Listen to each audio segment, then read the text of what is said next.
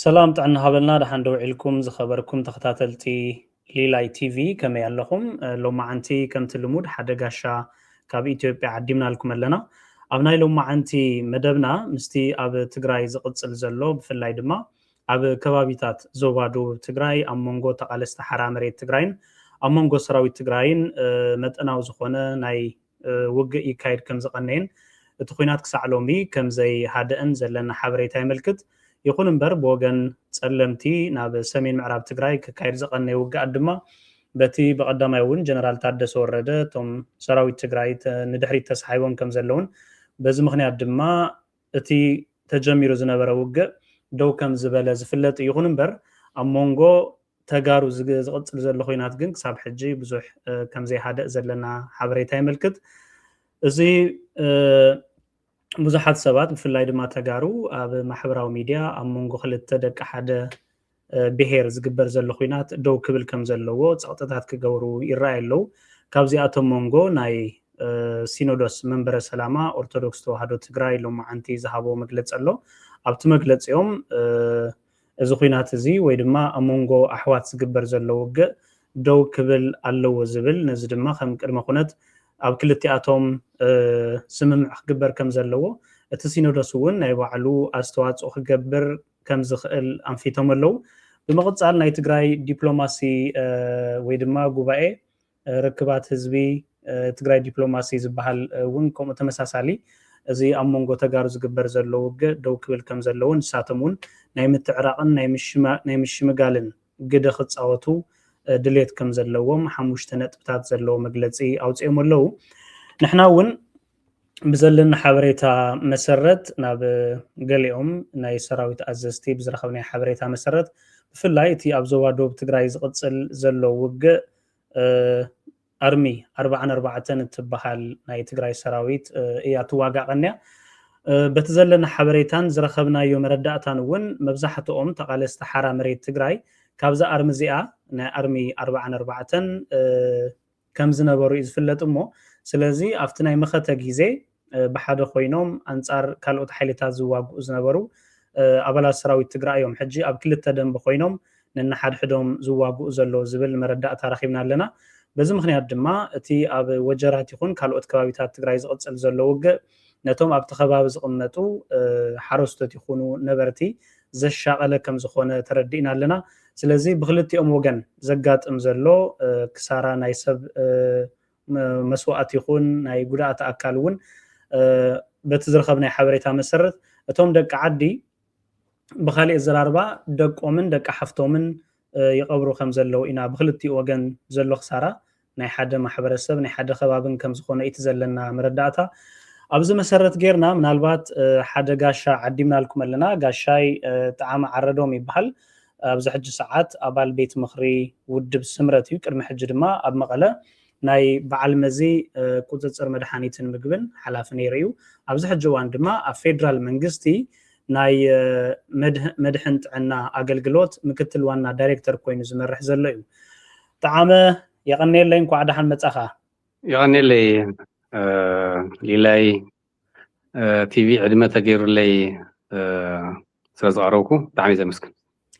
ክብረት ይሃበልና ምናልባት ኣብ ምእተውየይ ከምቲ ዝገለጽክዎ ንብዙሓት ሰባት ዘሻቐለ ጉዳይ ኣብ ዞባ ደቡብ ትግራይ ዝቕፅል ዘሎ ኩናት እዩ እሞ ምናልባት ጣዕመ እትፍለጠሉ ከም ምእተው ክኾነና ኢለ ብዙሓት ሕቶታት ክህልውን እዮም ግን ከም ምእተው ክኾነና ብዙሓት ሰባት እውን ዘሻቐለን ዘጨነቖን ጉዳይ ስለ ዝኾነ ንባዕልኻ ጣዕመ ናይቶም ናይ ትግራይ ሓራ መሬት ተቃለስቲ ደጋፊኦም ከም ዝኾንካን ምናልባት እውን ኣብ ማሕበራዊ ሚድያ ናይ ባዕልኻ ፌስቡክ ገጽ ማለት እዩ ንዓኣቶም ደጊፍካ ኢኻ ብዙሓት ፅሑፋት ትብል ዘለኻ እሞ ምናልባት እዚ ኩናት እዚ ኣብ መንጎ ደቂ ሓደ ብሄር ዝግበር ዘሎ ውግእ ከም ምዃኑ መጠን ነቲ ሕብረተሰብ ነቲ ህዝቢ ኣመና ዘሻቐለ ከም ዝኾነ ይፍለጥ እዩ ጣዕመ ስለምንታይ ኢኻ ንሓዲኦም ወገን ሓደ ከም ፖለቲከኛ መጠን ስምረት ዝበሃል ውድብ ፖለቲካ ኣብ ማእኸላይ መንግስቲ ናይ ቦርድ መረፃ ሕጋዊ ኣፍልጦ ረኺቡ ብሕጋውን ሰላማውን መንገዲ ዝንቀሳቐስ ውድብ ከም ምዃኑ መጠን ምናልባት ንስኻ ከም ሓደ ላዕለዋይ መራሒ ናይቲ ውድብ ኣብ ከምዚኦም ዓይነት ብዕጥቃዊ ቃልሲ ዝድገፉ ውግኣት ንሓዲኦም ወገን ደጊፍካ ምንቅስቃስ ምግባርካን ጽሑፋት ምልጣፍካን ከመይ ትሪኦ ዝብል ነገር ብሕጊ አንጻር ካልኣይ ከዓ ደቂ ሓደ ብሄር ዘካይድዎ ዘሎ ውግእ ከም ምዃኑ መጠን ንዓኻ ኣየገድሰካን ድዩ ዝብል ከም እቶም ንርአዮሞ ካብዚ ቀፂለ ካልኦት ተወሰኽቲ ሕቶታት ክህልውን እዮም ግርም እቲ ሕድሕዳዊ ኩናት ኣይደገፍዎን ደጊፈውን ኣይፈልጥን ኣክቹዋሊ ኣነ ዝድግፍ ነቶም ናብ ሓራ መሬት ዝወፁሉ ዕላማ እየ ዝድግፍ ዝወፁሉ ዕላማ ክልተ ነገር ጥራሕ ክብል ብዙሕ ስለ ዝኾነ እቲ ሓንቲ ናይ ሓደ ውድብ ሓሽከር ንኸውንን እሞ ከዓ ንብሄረ ትግራይ ወይ ከዓ ትግራዋይ ንዝበሃል ዓዲ ወይ ህዝቢ ዘጥፍእ ዘሎ ድሕር ጉጅለ ይንድግፍን ኢሎም ወይ ከዓ ብኻሊእ ሽም ናይ ቀደም ሕወሓት ተባሂሉ ዝፅዋዕ ድሕር ጉጅለ ይንድግፍን ምባሎም ይድግፎ እየ ሓደ ካልኣይ ንመንግስቲ ብዕጥቂ ምግልባጥን ንመንግስቲ ብዕጥቂ ምድጋፍን ኣይንድግፍን ስለ ዝበሉ ነቲ ማለት ነቲ መንግስታዊ ማሕበር ማለት እዩ ማህተም ምምንጣል ኣመራርሓ ምእሳር ምዕጋት ምቕታል ምጭዋይ ምርሻን እዚኦምን ካልኦቶምን ትእዛዛት ኣይንቕበልን ኢሎም እዮም ወፂኦም ካልእ ብዙሕ ዘውፅኦም ምክንያታት ኣሎ 12 መግለፂ ቁዋም ቅድም ኢሎም ወፂኦም ነይሮም እዮም ዝርዝር ኣለዎ ማለት እዩ በዚ ምክንያት ነቲ ዝወፅሉ ዕላማ ይድግፎ እየ ነቲ ዝወፅሉ ዕላማ ክቃለሱ ተለዉ እውን ይድግፎ እየ ነቲ ሕድሕዳዊ ኩናት ግን በፍጹም ተኣምር ኩናት ንክህሊ ይኹን ተሓደ እንተሓደ ከጥቀ ተሓደ ክስዕር ኣይኮንኩን ነቲ ሓደ እንድሕር ዝድግፍ ኮይነ ግን እቲ ዕላምኡ እንድሕር ንዑ ዝድግፎ ኮይኑ ናይ ግድን ንዑ እየ ፕሮሞት ዝገብር ንዑ እየ ዝኸይድ ብናይ ፖለቲካ ኣንጻር ዘልዕልካዮ ብሕግን ብካልእን ዕጡቕ ፖለቲካ ይኮንናን ሓደ ብውልቀ ይፅሕፍ ዘለኹ ናይ ውልቀ ፐርሴፕሽን እዚ ብካሊእ መንገዲ ዕጡቕ ኣለኒ ዝብል መልእኽቲ እውን የብሉን ነባዕሎም ስትራክቸር ኣለዎም ነባዕሎም ኮማንድ ኣለዎም ነባዕሎም ማሕወር ኣለዎም ነባዕሎም ወዳደው ኣለዎም ናታቶም ኣባል ኣይኮንኩን ናታቶም ማሕወር ኣይኮንኩን ሶ ኣነ ኣብ ዝኾነ ቦታ ኮይነ ፖለቲካ ብቀረባ ዝጥምት ፖለቲካ ብቀረባ ዝከታተል ሰብ ምስ ምዃኑ ትዝወፅሉ ዕላማስ ዋላ ድሓር ዕጥቂ ሓዙ ካልእ ምንቅስቃስ ይገብሩ ፖለቲካዊ ኣነ ዝቃለሰሉ ፖለቲካ እውን እዮም ሒዞም ወፅኦም ዘሎ ሶ ኣነ ንምንታይ እየ ተደፊአ ካብቲ ዓዲ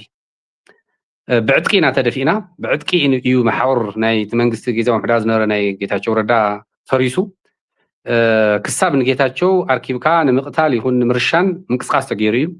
ንሕድሕድና እውን ተኣልሽና ኢና ክሳብ ገዛና ተኸይዱ ናተይ ገዛ ጆን መዲድ 2-3 ግዜ ፓትሮል እናለኣኸ ኣልሽኒ እዩ ንዓይ ኣብ ገዛይ ማለት እዩ መቐለ መውፅኢ ትበሃል ተለውን ይንቀሳቐስ ስለ ዝነበርኩ ባይዘወይ ናብ ኣዲስ ኣበባ ምስ መፃኹ ሓደ 2 ግዜ ተንቀሳቒሰ ነይረ እየ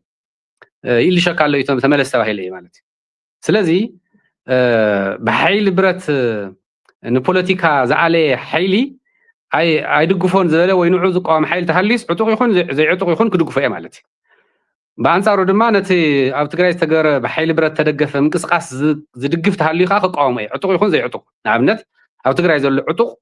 ነዚ ዝድግፍ ስለዝኾነ ክቃወሞ ግድን እዩ ማለት እዩ ኣብ ትግራይ ዘሎ ናይ ሓደ ፖለቲካ ፓርቲታት ወይ ሓደ ውልቀ ሰባት ነዚ ክድግፉ ተኮይኖም ክቃወሞም እዩ ማለት ስለዚ ማእኸለይ ፖለቲካዊ ዕላማ ዝተበገሰሉ ፖለቲካዊ ዕላማ ምሳይ ምስቱ ኣነ ዝንቀሳቐሰሉ ስለዝመሳሰል ጥራሕ እየ ዝድግፎ ብሕጊ ኣንጻር ትሪኦ ተለኻ ናይ ባዕለይ ቅዋም ናይ መሓዝ መሰለይ ከዓ ዝግድብ ይኹን ዝኽልክል ሕጊ እውን የለይ ማለት እዩ ግርም ምናልባት ጣዕመ ነክሳዕ ዝርዳእኒ ቅድሚ ሕጂ እውን ብሕገ መንግስቲ ኢትዮጵያ መሰረት ዝተጣየሸ ቦርድ መረፃ ኢትዮጵያ ነተን ናይ ኢትዮጵያ ዘለዋ ብሰላማዊ መንገዲ ዝቃለሳ ውድባት ፖለቲካ ብፍላይ ድማ ብላዕለዋይ መሪሕነት ይኹን ኣባላተን ካብ ከምዚ ዓይነት ብብረታዊ ቃልሲ ወይ ድማ ብዕጥቂ ዝተደገፈ ነፃ ክኾኑ ከም ዘለዎም ከም ዝድንግገ ዝፈልጥ እሞ ገለገለ ናይ ውድባት ፖለቲካ እውን ንኣብነት ኣብቲ ናይ መኸተ ግዜ ዝነበረ ውግእ ገለ ብሄራውያን ውድባት ፖለቲካ ኣባላት ዝኾኑ ናብቲ ናይ መኸተ ናይ ዕጥቃዊ ቃልሲ ምስ ተፀንበሩ ተን ውድባት ፖለቲካ ኦፊሻሊ ንኣባላተን ናብቲ ናይ ዕጥቃዊ ቃልሲ ንዝኸዱ ካብ ኣባልነትና ወፂኦም ናይ ባዕሎም ብውልቆም ዝገብርዎ ዘሎ ምንቅስቃስ እዩ ዝብል ኣውጀን ከም ዝነበራ ይዝክረ ኣብዚ ቀረባ ግዜ እውን ውድብ ናጽነት ትግራይ ተመሳሳሊ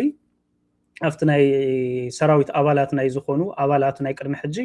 ኣባላቱ ከም ዘይኮኑን ብውልቆም ይገብርዎ ከም ዘለውን መግለፂ ክሳዕ መሃብ ተገዲዱ ነይሩ እሞ ምናልባት ጣዕመ ኣባል ጥራይ ዘይኮንካስ أبال لعلواي مريحنت نايتي سمرت زبهال بارتوني خمو أبلع لي ون فيدرال منجستي قليل زي بهال سلطان زلكا سبيخا سلاز إذا بزل اللخونتات أنا بقول كأي زجورة زلخو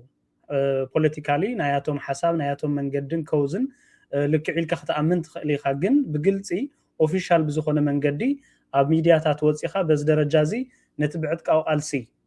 زتدقفة ناي بوليتيكا من قصقاس يدقف هي مبالكا صار أنصار حق منجست ريكونن زبل خستاي زلن مو من البات بزيز توسنا مبرح رخت فن تخل تخون كخبز تبقيسكا قلصي عنتون تزاريوين دي حجي توم عبدق وصيم زلو زرزر ناتاتهم نجر خزارب ناتاتهم أكل تزيكونكو أي كلن عنتون جلكاي كفتهم استاتهم زقالة سلهم زلو جن تواجينا خن حزينا زبلونكو يولون بايزوي أفتو مجلسيهم تاريخ خصحز قورم قصقاس عتكلومي براتلومي برجز ناو تجري بوزح كذا تنقصاقيسهم يوم توكيسهم زحزوا بوتا تتاخيسهم زحزوا بوتا بتاريخ يلن كسر حزي 4-5 جزء لخون متقعتي أو العليم تفصيمومي خكلا خلط إحنا نرزلنا سلزي في تودا دباسي خم تاجر كتحصل لك مسيلك زتدفع عطق حيلي زي زتدفع أو عده نبر استخلكله ناوروخ جبر استخلكله عتقي أركو توهيل عتق مسركون ناتج أوي ناتعسره ناورا استخلكله مثل تخلكله حيليو TDF سلازنورا عطق حيل سلازنورا تمليسو مسعدكو قالي خيدو قالي بستفر علي من قد عتق رخيو زنقاسق زلو تواقي ببرتاوي قالسي منقست خقلوت إيا زبل منقسقاسون يولون أو أواجون يترخون أو منقسقاساتون أي ترخون قلسي أن تنزلون ساتهم مدرادري زناول زقرون بزحات مغلطات رأيين أو تقراي جزياو من محدار حقافاي كخون نتي لعلو كورن تواهيلهم زوسنوو زي حقا وسانخ قلبس ويكع خملس بزي مغنياز بصحة خساراتات حتى تغهلو عدناتات وركن كالأتن شويان سبات مقتالن مأسارن تطعو كبيل يوم زول زلوكو مالت تو موفمنت سي عدقاو قالسي يكونن عدقاو قالسي إلي زعوجة حيلون يلن فهم عززتون كزارو خلوس كلن دمن أمسين يلن سو ذا حيل زي sort of بعدكاو قالسي زخونة حيلي زخونة منقست خقلس زوصة أيكونن تقفيع زوصة أيو ببوليتيكا مخنيات برأيو مخنيات ويكعانة تقجلة بزي مدقاف مخنيات زوصة أيو أفلا لينا نسو مسعود كواسيو أنا بزيعد كواسي اللهم هنات عدكي نورن نسو قن عطوقيني أفتو محاور تزنرفني عدكي سو خمزي تقفيعوس من مار تخلكيلو زوصة معقوة حاتيتو زنبر زولو إيو لمن هاي واقع لتيلكا እንኳን ተዓጠቀ ሓይሊ ዘይተዓጠቀ ሓይሊ ዘጥቋ ሓይሊ ክመጽእ ከሎ ይከላኸል እዩ ተፈጥራዊ መሰል እዩ ተፈጥራዊ ግዴታ እውን እዩ ክትከላኸል እንድሕትጥቃዕ ኮንካ ሶ ካብዚ ወፃኢ ብዕጥቃዊ ቃልሲ ዝንቀሳቐስ መንግስቲ ክግልብጥ እውን ኣይኮነን ዋላ ተዝኸውን እውን ግን እቲ ዝወፅሉ ምክንያታትን ግፍዕታትን ትክክል ኢለ ዝኣምን እቱ ክስተኻኸሎ ኢሎም ዝቃለሱሉ ከዓ ትክክል ኢለ ዝኣምን ነገር ግን ኣነ ናታቶም ኣካል ኣይኮንኩን ናተይ መሓወር ኣይኮኑን ኣነ እዝዞምን ወይ ከዓ ሓበራዊ ፕላትፎርም የብለይ ነገር ግን ቅዋም ናይ መሓዝ መሰለይ ግን ፍሉጥ እዩ እንታይ ማለት እዩ እዚ ነቲ ዕጥቃዊ ቃልሶም ዘይኮንኩ ዝድግፍ ዘለኹስ ነቲ ዝወፅሉ ዕላማን ነቲ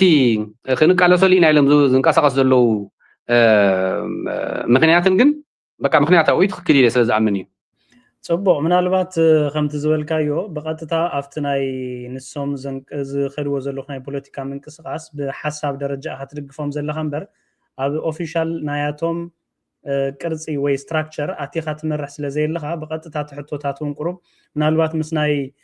ኣብ መንግስቲ ብዘለካን ኣብቲ ናይ ብሰላማዊ መንገዲ ናይ ዝንቀሳቐስ ናይ ስምረት ፓርቲ ብዘለካ ፖዚሽን ተበጊሰ ትሕቶታት ኣልዒለልካ برجز مستين السخاء ذهب كاني حبريتا كرم حجة حدا ناي كابدا جزاءات وجازيت أنيا ميجر جنرال كافتوم لعلو تأززت ناي تقالست حرا مريض زخونت ميجر جنرال زودو أزراري وخمس نمري ذكريمو أفتنا ياك على محتد كاب ذهبت وحدا كند علامة نايتي أب عفار زلو ناي حرا مريض ببرد عجب قلسي بحوحات زقومة منجستي أليخا መንግስታውስ ስርዓት ንምትካል ዝብል ዝሃወት ሓሳብ ነይሩ ምናልባት ግን ከም ትንስኻ ዝገለጽካዮ ጣዓመ ንዓኣቶም ዝምልከት ጉዳይ ስለ ዝኾነ ምናልባት ሓሳባት ንጽረት ንምፍጣር እምበር ብቐጥታ ንዖም ዝምልከት ሕቶታት እዩ ሓፈሻው ግን ጣዓመ ሕድሕድ ኩናት ኣብ ትግራይ ኣይድግፍን ዝበልካዮ ነገር ኣሎ ግን ድማ በቲ ሓደ ገጹ ተደፊኡ ዝወፀ ናይ ትግራይ ሰራዊት ኣባላት ዝነበሩ ስለ ዝኾነ እተን ዘለዓልወን ነጥብታት ልክዕ ዝበልካዮ ነገር ኣሎ ከም መፍትሒ ንኣብነት ብወገን ጸለም ተላዒሉ ዝነበረ ኩናት ምስ ናይ ኢትዮጵያ ምክልኻል ሰራዊት ተጀሚሩ ዝነበረ ውግእ በቲ ጀነራል ታደሰ ወረደ ፕሬዚደንት ግዚያዊ ምሕዳር ዝሃቦ መብርህ እውን ናይ ትግራይ ሰራዊት ኣባላት ካብቲ ተንቀሳቒሶምዎ ዝነበረ ከባቢ ንዳሓር ተመሊሶም እቲ ኩናት ክሃድእ ተገይሩ ብድሕሪኡ እውን ናይ ኢትዮጵያ መንገዲ ኣየር ኣቋሪፅዎ ዝነበረ በረራ ክጅመር ካልኦት ምስ ማእኸላይ መንግስቲ ዘራኽቡ ነጥብታት እውን ብድርድር ንምቕፃል ፃዕርታት ይግበር ከም ዘሎ ገሊፁ ነይሩ ይኹን እምበር እቲ ኣብ ዞባ ደቡብ ምናልባት ኣነ ብዘለና ሓበሬታ ጣዕመ ናይ ምክልኻል ስራሕ ጥራሕዮም ዝሰርሑ ዘለዉ እምበር ኣትዮም ዘጥቅዕዎ ሓይሊ እውን የለን ዝበልካይ ነገር ኣሎ ኣነ ብዘለና ሓበሬታ ግን ኣብ ዞባ ደቡብ ትግራይ ወጀራት ንኣብነት ገለገለ ናይ ትዕጥቃዊ ቃልሲ ናይ ማሕበራዊ ሚድያ መራሕቲ እውን እንተኾነ ክሳብ ኣብ ዞባ ደቡብ ትግራይ ሰናዓለ ተባሂሉ ዝፅዋዕ ናይ ወጀራት ከባቢ ተቆፃፂሮም ከም ዝነበሩን ድሓር ግን ናይ ሓይሊ ምድፍፋእ ተገይሩ ተኩናት ይቅፅል ከም ዘሎ እሞ ሓፈሻዊ ዝኸምዚ ዓይነት ኣብ መንጎ ብሄረ ትግራይ ነንሓድሕድ ካብ ዝግበር ውግእ ንትግራይ ዘድሚ ኣይኮነን ድዩ ከም መፍትሒ ኣብ መቐለ ዘሎ ይኹን ኣብ ዓፋር ዘሎ ይኹን ብክልቲኡ ወገን ዘሎ ከም ጣዓመ ከም ሓደ ትግራዋይ ንትግራይ ዘድሚ እዩ ኢልካ ዶ ይተኣምንን ብኸመይ ኢኻ ርኢኻ ይኹን ከነዓቶም እቲ ሓሳባቶም ልክዕ እዩ ክቕፅልዎ እውን ኣለዎ ዝበልካይ ነገር ብኸመይ ኢኻ ርኢኻዮ ባይዘወይ ብዛዕባ ናይ ትግራይ ሓይሊ ሰላም ወይ ከዓ ትግራይ ፒስ ፎርስ ቲፒኤፍ ዝበሃል ንባዕሉ ከምኡ ኢሉ ዝፅውዕ ሓይሊ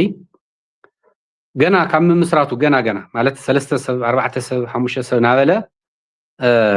ክሳብ ሕዚ ዝበፅሕዎ ዘሎ ደረጃ ብዙሕ ግዜ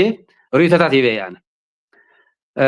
ብዙሓት ሰባት ብንዕቀት ይርእይዎ ነይሮም እዮም ኢንክሉዲንግ ዋላ ባዕሉ ታደሰ ወረደ ጀነራል ታደሰ ወረደ ክዛረብ ከሎ መጀመርያ ከባቢ ኣኽቢዱ ይርእይዎ ነይሩ ቀሊል ነገር ኣይኮነን እዚ ክንፈትሕ ኣለና ዝብል ካልእ ግዜ ከዓ ቀሊሉ ክፈርሱ እዮም መፁ እዮም ዝብል ኣብ ዕላዊ መድረኽን ኣብ ዝተፈላለዩ ኢንተርቪዋትን ቶም ካልኦት ናይ መንግስቲ መሓወር ኣብቲ ናይ ግዜያዊ ምሕዳር መሓወር ዘለዉ ናይ ፀጥታ ቢሮ ሓላፊ ጀነራል ሳኺዳኑ ካልኦቶም እውን ብዝተፈላለየ መንገዲ ኢንተርቪው ክገብሩ ከለዉ ወይ ኣብ ኣኼባታት ዝዛረቡ ከለዉ ዝብልዎ ብጣዕሚ ይገርመኒ ነይሩ ማለት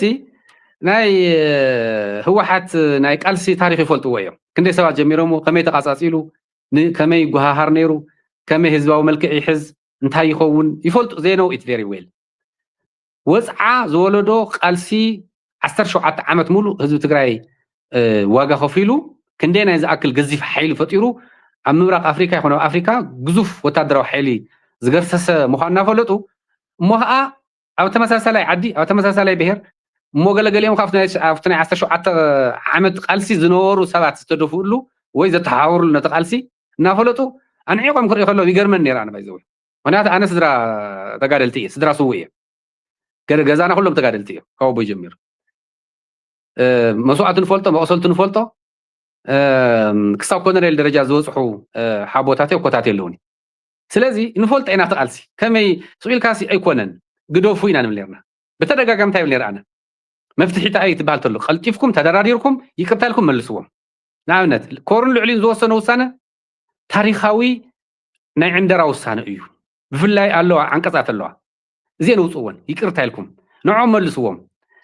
ነቲ ደፊኹም ዘውፃእኩም ብምምሕዳር መልስዎ ህዝቢ ተደልዩ ይምረፅ እከለ ይምርሕኒ ይበል ናይ ዞባ መሓደርቲ ብሓይሊ ብረት እዮም ተባሪሮም ናይ ዞባ ሰሜን ምዕራብ ጌታቸው ረዳ ዘመዶ ማእኸላይ ዞባ ምብራቃዊ ዞባ ደቡባዊ ዞባ ከዓ ብወታደራዊ ኦፕሬሽን ኦፊሻል ዝኾነ ወታደራዊ ኦፕሬሽን ለይቲ ሰዓት 7 ወታደር ሰዲድካ ዓፎም ዝተዓፈኑ ማስክ ዝገበሩ ገጾም ተሸፈኑ ሰባት ብጣዕሚ ብዝሕፍር መንገዲ ተገልቢጡ ህዝባዊ መንግስቲ ተገልቢጡ ህዝቢ ውይ ናበለ ኣዴታት ላንከላለዋ መሬት ውይ ናበለ ናተማህለላ እዚ ዕንደራ እዚ ጠጦ ኣብልዎ ሰብ መሪርዎ እዩ ዝቃለስ ሰብ መሪርዎ እዩ ንበረኻ ዝወፅእ ትፈልጥዎ ኢኹም ኢል ንብል ነርና እንድሕር ዘይሰምዑ ኮይነ እንታይ ክትገብር ትኽእል እቲ ምስቱ ሽፍታ ጉጅለ ዝሸፈተ ዕጡቕ ተሃልዩ እሱ እውን ሽፍታ እዩ ንዓይ ምንም ትማሊ ምሳይ ስለ ዝነበረ ትማሊ ብፃየ ስለ ዝነበረ ትማሊ ምእንቲ ህልውና ትግራይ ስለ ዝተዋደቐ ምእንቲ ህልውና ትግራይ ዋጋ ስለ ዝኸፈለ ሕዚ እንድሕር ትግራይ ንቁልቁል ኣፋት ትድፍአሉ መንገዲ ዝኽተል ኮይኑ ክቃወሙ የግድን ክሳብ ዝዕር ማለት እዩ ምስ ዓረይ ከዓ ክድግፎ እየ ስለዚ ጠጠው ኣቡል ኢልና እዮም ዕጡቕ ዝበሃል ነፃ ገበርዎ ኖ ኖ ኖ ኖ መፅኦም ቶም ጀነራላት ቶም ኣዘዝቲ ናይ ሰራዊት ንብሎም ህወሓትማ ካብ ህወሓት ወፃእማ መራሒ የለ ኢሎም ግድን ኢሎም ካ በቃ ህልውና ህዝቢ ትግራይስ ምስ ህወሓት ኣተኣሳሲሩ ተነጊሩኒ እሞ ከዓ ናይ ንሰራዊት ዝእዝዝ ጀነራል ድሕር ከምኡ ኢሉ መፅኡ እንታይ ዘለካ መማረፂ ሓደ ነቱ ካብ ወፃኢ ዝቃለስ ዕጡቕ ይኹን ዘይዕጡቕ ሓይሊ ነቱ ዝተበገሰሉ ሓሳብ ምድጋፍ እዩ ምናልባት እኮ ብውልቀይ ስለ ዘይወሰንኩ እምበር ብውልቀይ እውን እኮ ምስቲ ሓይሊ ኣትየኩ ክቃለስ ይኽእል እየ መሰለ እዩ ምንም ፀገም የብሉን ኣብቲ ፖለቲካ እዩ ዘይህሊ እምበር ኣብቲ ሓይሊ ኣትየ ክቃለስ ይኽእል እየ እኮ ውሳነ እዩ ስለዚ ከምኡ ክገብር ኣይመረፅኩን ፖለቲካዊ ሰላማዊ ቃልሲ ዝገብር ዘለኹ ነገር ግን ነቲ ብዝተፈላለየ መንገዲ ተንቀሳቂሶም ዘበገስዎ ዕላማታት ግን ይድግፎ خيدو لا كوينات كوس لنا يخل دو يخل كم زخل يفلت نيره يزارو نيره تمليس كاميرا عيك ناتي صحفات يخون ناتي زهاكم انترفيوات خمي خقصل يخل مسيهم تتنكيومهم وين عدنا خنعتينا لهم او زنقاسقسلو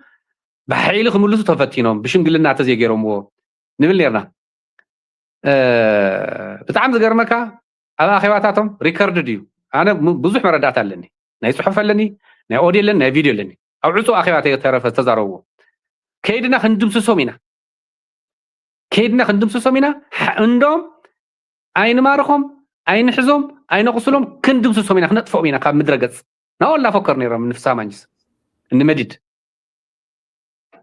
ንህዝቢ ንኣከው ከይድና ክንድምስሶም ኢና ደቅኹም ንዕወልዎም ክነጥፍኦም ኢና ይብልዎም ነይሮም ክንተዓረቕ ኢና ኣሕዋት ኢና ብፆት ኢና ትማለ ብሓደ ኢና ንዋደቕ ነርና ደቂ ሓደ ብሄር ኢና بوعل بريتوريا مس فدرال منغستي بسلامه منغد خنود فريمنا نهلنا بعلنا نوقئنا او كند زولو قطر حدا صلاي لم زمدوو نت عفارنا صلمتنا برايان زول حيلي نو على تي بي في لسوع كا بوليتيكا بارتات كا قطر حدا صلاي لم زقمطو سمرت نزيهم كم مدرغص ويكا كا مدر تግራይ كنطفو مينا يلوم توغسو حيليهم اوفيشالي او حد ابي امتي اطفليخا انتي يبحاللو صلاينا سمرتن تي بي اف ناولو مالتي اندحر قصر حد صلاح قميت كايتا اخذ غورو تطفو يخا مالتي كنطفو مينا يلوم بزح غزي فتينهم فتستوسخوني خا بتعم بزح غزي مالتي عفار وشت اتيوم او تونسا زبحال بوتا ارمي 33 وشتي كسب 25 كيلومتر نوشت اتيوم مالتي نوع عفار تايزت اللو مالتي دحان مس مصقا موقع تخكلي مس مصقا كنصبو عينا مس مصخ نوقعنا مالكو اس ناتشرال تخكلي باي ذا واي عفار وش تاعتي خدم سوسو اي تهيل كاسي انتي مالتيو بقى بتعمي زغرمن حد نسي كالاي بزح غزي تنقاسايسوم توم تي بي اف كانا وجه تግራይ ናብ እንደርታ خباب اتيوم بزح غزي ናብ وجرات خباب اتيوم ናብ رايا اتيوم بسلمتو تنقاسايسوم نيرم بفيلوها خبابي ናብ زانا خبابي تسغيروم تنقاسايسوم أو حد تنقاساقسون كينات غيرهم يفلطن زخو حيل نيرو اب خبابي ملازات ناي ارمر 4 قاني زبحال قدمي تسلف حيل له كبابي سوسا 7 زخون خيوم حزمهم دحرت هيدم لهم عدكم اين منطلقكم اين وقعكم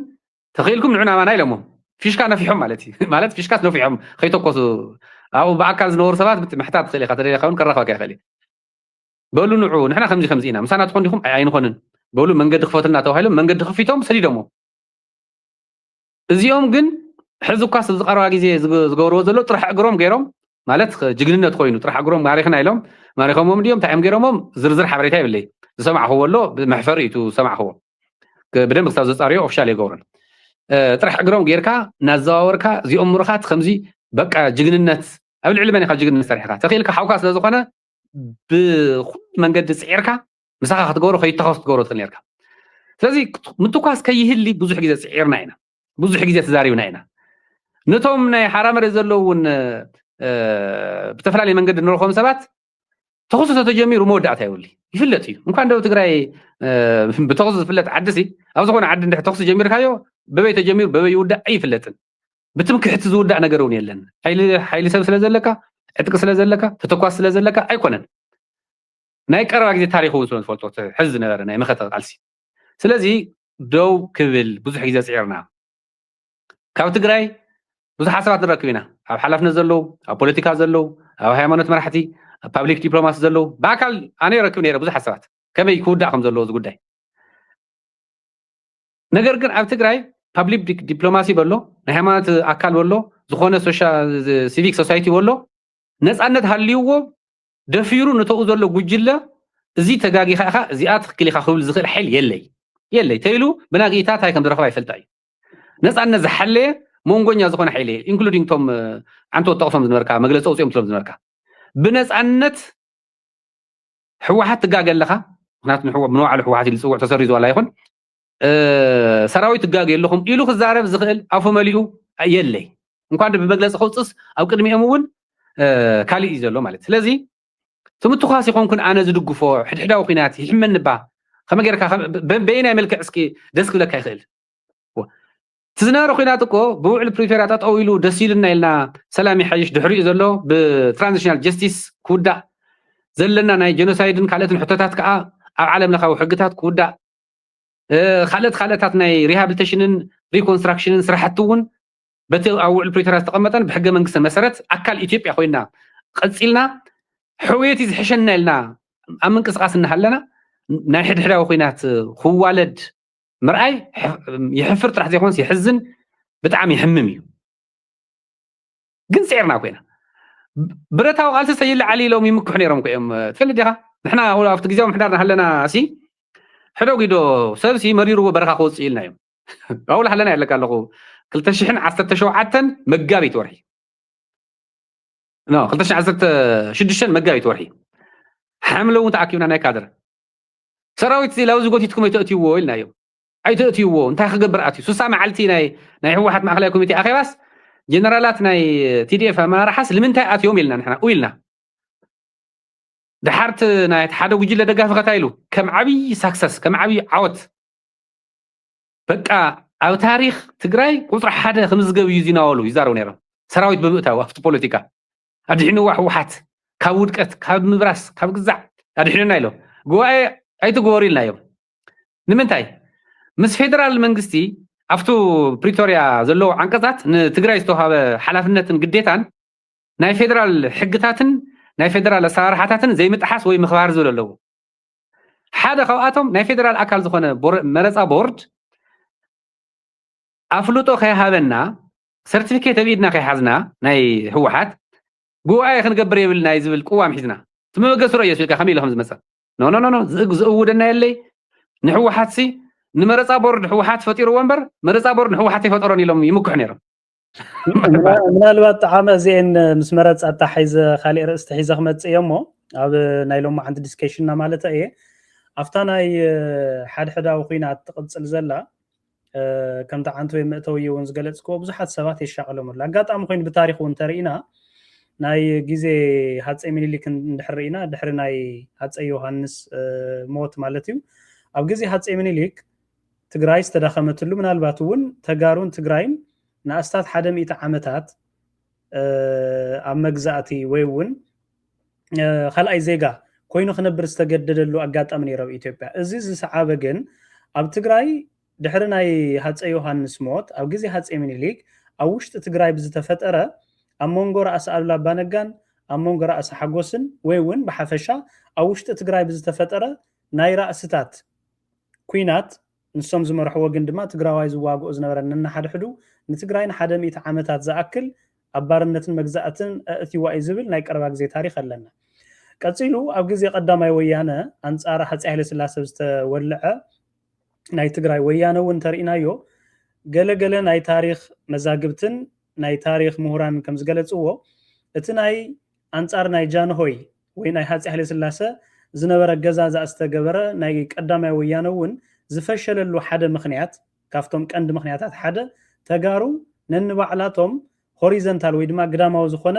ኩናትን ውግእን ብምውልዖም ናይ ጃንሆይ ሰራዊት ይኹን እቲ ኣብ ዝቃለስዎ ዝነበሩ ኣገዛዝኣ ብቐሊሉ ነቲ ዝነበረ ተወልዐ ናይ ወያነ ቃልሲ ማኔጅ ንክገብሮን ከተሃዳድኦም ክኢሉ እዩ ዝብል መረዳእታ ኣሎ ካብዚአን ተበጊስና ሕጂ ዝምዕብላ ዘለዋ ኩነታት እውን ምስ ሰራዊት ኢትዮጵያ ዝግበር ዝተጀመረ ናይ ዝሓለፈ ሰሙን ውግእ ደወቢልካ ኣብ መንጎ ነንባዕልካ ዝግበር ውግእ ግን ሕጂ እውን ብጣዕሚ ህልኽ ብዝተመልኦ መንገዲ يقصل كم زلو إنا نسمع زلنا مالتي سلازي كم طعامه منالبات حجون عنتوي أنا بتزقلت كايو من قدي تدفيهم يوم أو وشتي تجراي نحوحات قبائل نزجور حوحاتنا ندقف بمبالهم ناي سراوي تجراي مالتي زتفترة حقوافيو كابز تبقى زكايدو وقال سلسلة زخانة ادقفو إزبال كان نجر له إذا خم زلوا خوينو التحجز قصل زلوا بفلاي دما أوشت حدا بهير زقبر موقع بتاريخنا خمزر أنا يو ننبع على خات قبر تلو توق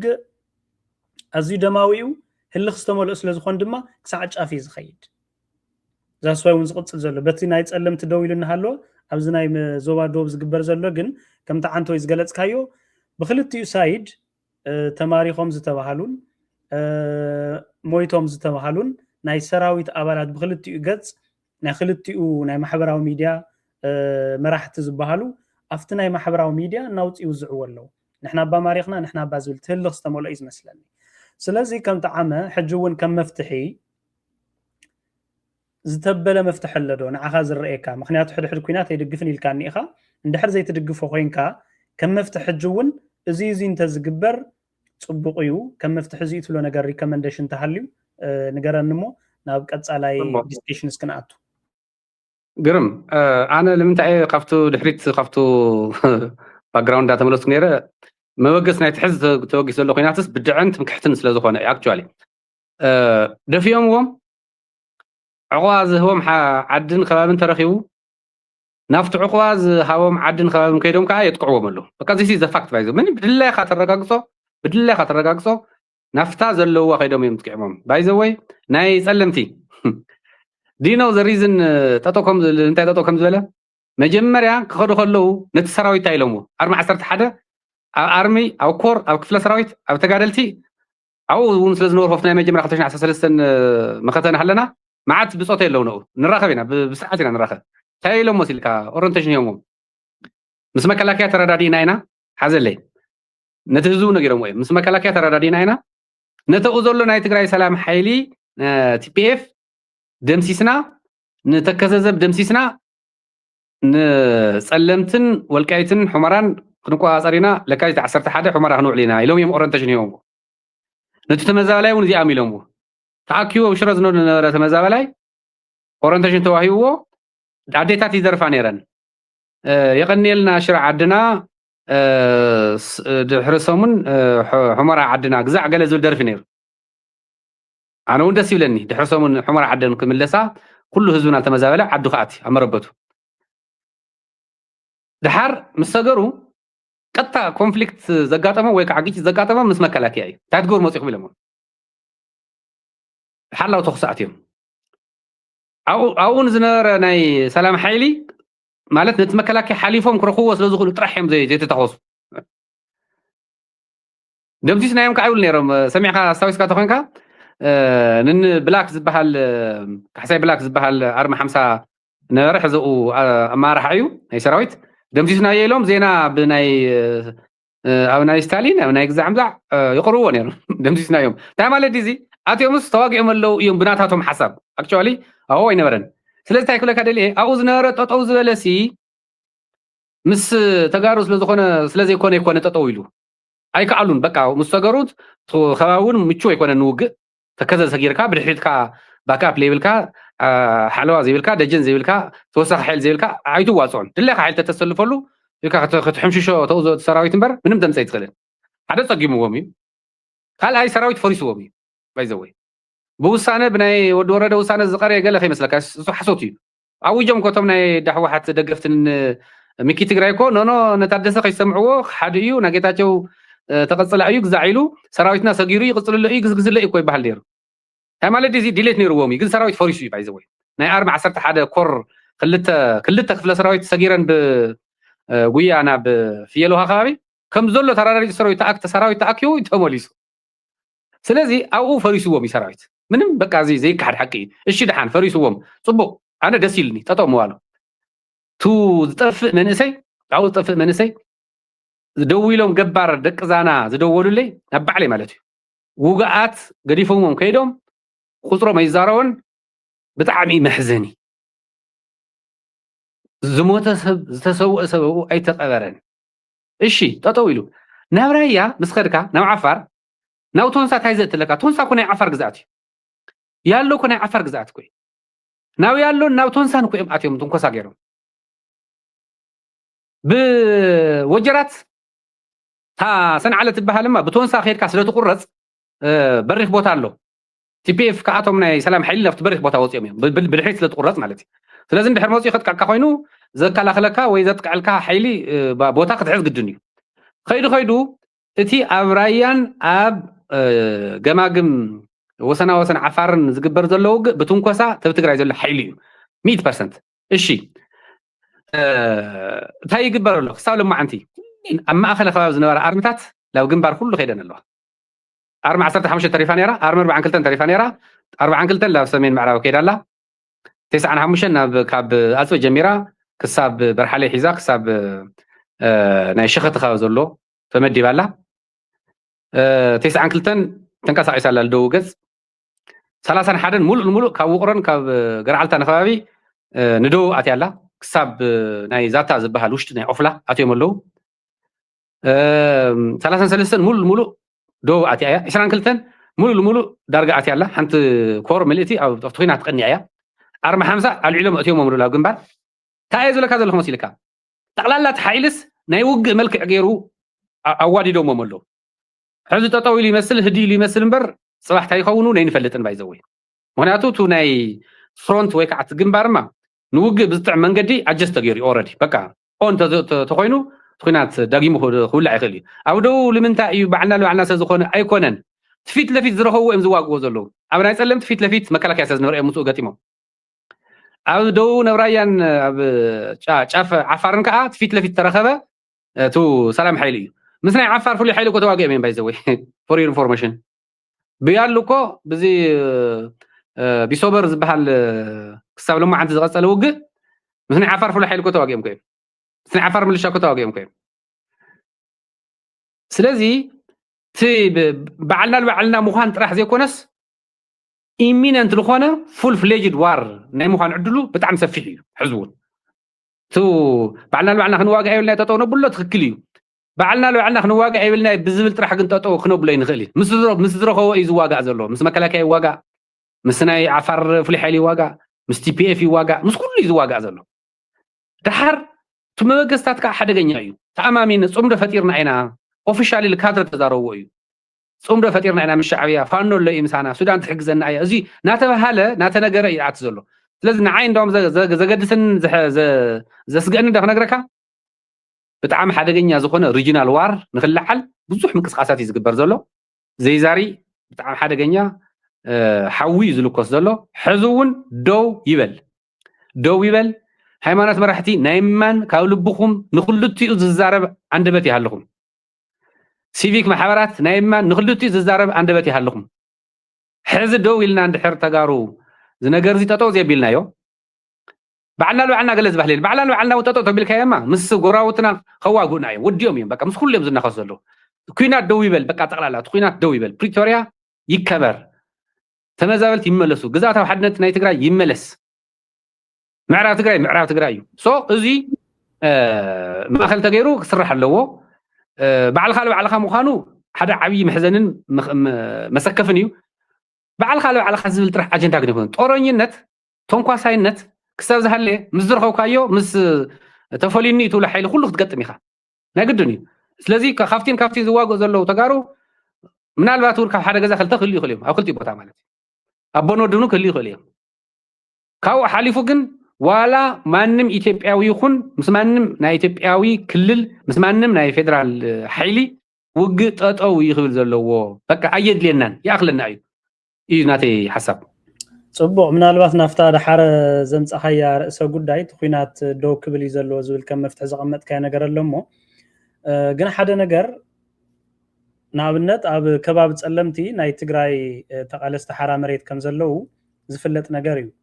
አጋጣሚ ኮይኑ በትንስኻውን ዝገለጽካዮ ናይ ትግራይ ሰራዊት አካይዶኦም ድሌቶም ነቶም ናይ ኢትዮጵያ መከላኸሊ ሰራዊት ንምውጋእ ዘይኮነስ ነቶም ናይ ትግራይ ናይ ሰላም ሓይሊ ኢሎም ዝጽውዑ ናይ ትግራይ ሓራ መሬት ተቃለስቲ ንዓቶም ንምድምሳስ ኢንቴንሽን ዝነበረ ኢት ምንቅስቃሶም ኢልካ ዝቕመጥካዮ ነገር ኣሎ እሞ አንተ ወይ ድማ ድሒርካ ማለት እየ ኣብ ሽረ እቶም ካድረታት ናይ ሕወሓት ድሕሪ ደጊም ኣብ ሕሞራ ኢና ክንራኸብ ኢሎም ኦሪንቴሽን ሂቦሞም እዮም ዝበልካዮ ነገር ኣሎ ሓደ ጣዕሚ ከም ሓደ ናይ ብሔረ ትግራይ ተወላድን ክልላዊ ፓርቲ ኣባል ናይ ዝኾነ ናይ ስምረት ኣባል ከም ዝኾነ ከም ተጋዳላይን ምዕራብ ትግራይ ናይ ትግራይ እዩ ዝብል ድማ ዘቕመጥካዮ ነገር ኣሎ እንድሕር ምዕራብ ትግራይ ናይ ትግራይ ኮይኑ ምዕራብ ትግራይ ናብ ትግራይ ከይምለስን ተመዛበልቲ ምዕራብ ትግራይ ናብ መረበቶም ከይምለሱን ቁፅሪ ሓደ ዕንቅፋት ኮይኑ ዘሎ ንኣብነት ናይ ደመቀ ዘውዱ ምምሕዳር ምናልባት እውን እቲ ኩናት ክጅመር እንከሎ ብብዝሒ ነቶም ሕጂ ኣብ ካብ ሽረ ጀሚሩ ክሳዕ መቐለን ማይጨውን ዝተዘርግሐ ኣብ ቴንዳታት ዝነብሩ ዘለው ናይ ምዕራብ ትግራይ ተወለድቲ ዝሰጎጎን ዘባረረን ዝገፍዐን ምምሕዳርን ዝተዓጠቐ ሓይሊ ነብ ዘለዎ በየናይ መንገዲ እዮም ንሶም ክምለሱ ስለዚ ናይ ተከዘይ ዘብ ዝበሃል ይኹን ናይ ደመቀ ዘውዱ ዕጡቕ ሓይሊ ፌደራል መንግስቲ በቲ ናይ ፕሪቶሪያ ውዕል መሰረት ምዕራብ ትግራይ ናይ ዝኾነ ይኹን ዕጡቕ ሓይሊ ኣልጊሱ መጀመርያ በቲ ሕገ መንግስቲ መሰረት ስታተስ ኮ ይመለስ እንድሕር ተባሂሉ ምዕራብ ትግራይ ናብ ትግራይ ክመልስ ግዴታ ነይርዎ እዩ እዚ ኣብ ዘይተገበረሉ ኩነታት ከመይ ጌርካ እዩ ምዕራብ ትግራይ ናብ ትግራይ ክመለስ ቶም ደቂ ምዕራብ ትግራይ ከመይ ጌሮም እዮም ናብ ሕሞራ ክመለሱ ከም መፍትሒ ጣዕሚ ይኹን ንስኻ ብኣባልነት ተሓቂፍካ ትቃለሰሉ ስምረት ፓርቲ ዘለዎ መርገፅ እዚ ጉዳይ እንታይ እዩ ነቲ ማእኸላይ መንግስቲ ፕሬሸራይዝ ትገብርዎ ዶ ወይስ ኣብ ናይ ፌደራል መንግስቲ ፖዚሽን ስለ ዝተዋሃበኩም ነዚ ጉዳይ ዝዕሽሽ ኢልኩም ኣንጻር ሕወሓት ጥራይ ኢኹም ትቃለሱ ዝብል ክሴታታት እውን ስለ ዝቐርበልኩም እሞ እዚ ነገር እዚ ከመይ ኢኹም ባላንስ ትገብሮ ከመይ ኢኹም ትመዓራርይዎ ባይ ዘ ወይ ድሕሪ ውዕል ፕሪቶሪያ ዘለና መማረፂ ኩሉ ሰላም እዩ ካብ ሰላም ወፃኢ ንፍፅሞ ዝኾነ ይኹን ንዝኾነ ምክንያት ንፍፅሞ ጎንፂ ካፍቲ ሕዚ ዘለናዮ ፀገም ዝተዓፃፀፈ ፀገም ክወልደልና እዩ ዝናተይ መርገፂ እዩ ከም ውድብ እውን ንኣምነሉ ኩሉ ብሰላማዊ መንገዲ ይፈታሕ እዩ ኩሉ ቀሊል ኢልና እውን ይንኣምንን ከምቲ ዝበልካዮ ተው ዘሎ ዕጡቕ ሓይሊ ተከዘዘብሎ ካልእ ወሎ ኣብ ልዕሊቶም ተመዛቢሎም ዘሎ መዓት ግፍዕታት ዝፈፀመ ሕዚ እውን ዝቕፅለሉ ዘሎ መፍትሒ ዘይተረኸበሉ እዩ ግን ሕዚ እውን ምዚ እናተፈኻኸርና ነዚ ናፀረፍና ናብ ጎንፂ ብዘእቲ መንገዲ ናብ ምትህላኽ ብዘእቲ መንገዲ ብምኻድ ኣይንፈትሑን በቃ ግልፂ እኮ እዩ ካብዚ ወፃኢ ኩናት ጥራሕ እዩ ዘለና መማረፂ ኢልና ናብ ኩናት ምእታውሲ ኣየዋፀናን እንታይ ዳ ይዋፀና ምስተኡ ዘሎ በደል ፈፂሙሎ ዘለና ጅምላዊ ቅትለት ይኹን ካልኦት ግፍዕታት ዝፈፀመ ሓይልሲ ብውዕል ፕሪቶሪያ ብትራንዚሽናል ጀስቲስ ኣብ ዓዲ ውሽጢ ብዝፈቅድ ኣብ ዓዲ ውሽጢ ካብኡ ወፃኢ ብዝኸይድ ካብኡ ወፃኢ ክንኸዶ ኣለና ይኣኽለና እዩ እንታይ ዳ ይፍታሕ ብልዝብ ይፈታሕ ኢልና ኣብ ውዕል ፕሪቶሪያ ነቲ ከባቢ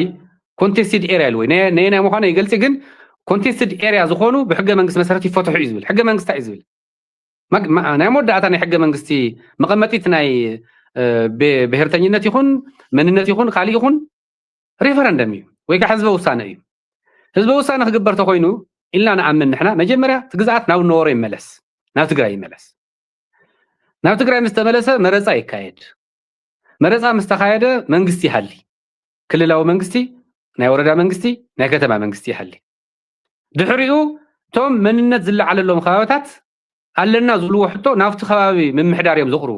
ሕገ መንግስታዊ ፕሮሲጀር ይነግረካ ኣሎ ናብ ወረዳ ይቐርብ ናብ ከተማ ይቐርብ ካብኡ ትውሳነ ኣሉታ ይኹን ኣውንታ ኣብ መወዳእታ ውሳነ ዝወሃብ ኣብ ናይ ክልል ቤት ምክሪ እዩ ኣብ ናይ ክልል ቤት ምክሪ ዝተወሃበ ውሳነ ናይ መወዳእታ ኣይኮነን በቲ ሕገ መንግስቲ ናይ ኢትዮጵያ መሰረት ናይ መወዳእታ ውሳነ ዝውስን ፌደሬሽን ምክር ቤት እዩ ናብ ፌደሬሽን ምክር ቤት ቀሪቡ ትሕቶ ኣብ ውሽጢ 2 ዓመት ፍታሕ ይወሃቦ እዩ ዝብል ሕገ መንግስቲ ኢትዮጵያ ክሳብ ዘይተቐየረ በዚ መልክዕ እዚ ዝቕየር መጀመርያ ግን ስታተስ ኮ ይመለስ እዚና ተናቀዋሚ እኮ ማለት ስቁልካ ስለ ንሕመት ጉጅለ ስለ ዘጸልመና ጥራሕ 10 ግዜ ስለ ተሓተትና 10 ግዜ ክንምልሶ ኢና መግለፂ ኣውፂኡና ኣለና ከም ውድብ እውን ባዕልና እውን ዓዊልና ኢና ንዛረቦ ምንም ነው ዘሰክፈን ነገር የለ ግዛዕ የለ ንማንም ሕሊፍና ንሆ ግዛዓት የለ ንማንም ተሰኪፍና ንገርፎ ሕቶ የለ በግልጽ ኮይና ነቀርብ ታይ መግለፂና እንደርአይዎ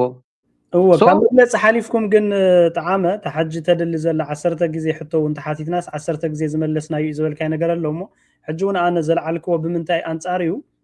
ኣጋጣሚ ኮይኑ ጣዓመ ኣቶ ጌታቸው ረዳን ካልኦት ኣብ ስምረት ፓርቲ ዘለኹም ሰባት በቲ ዘጋጠመ ናይ ሕወሓት ምክፍፋል መብዛሕትኩም ኣዲስ ኣበባ ኢኹም ዘለኹም ገለገሊኹም እውን ኣብ ናይ ማእከላይ መንግስቲ ፖዚሽን ተዋሂብኩም ኣብ ሓላፍነት ዘለኹም ሰባት ኢኹም ካብ መግለፂ ምውፃእ ሓሊፉ ምዕራብ ትግራይ ናይ ትግራይ እዩ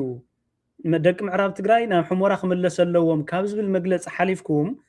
ነቲ ዓንተወይ ዘለዓልክዎ ማእከላይ መንግስቲ በቀዳማይ ሚኒስትር አብይ አሕመድ ዝምራሕ ማእከላይ መንግስቲ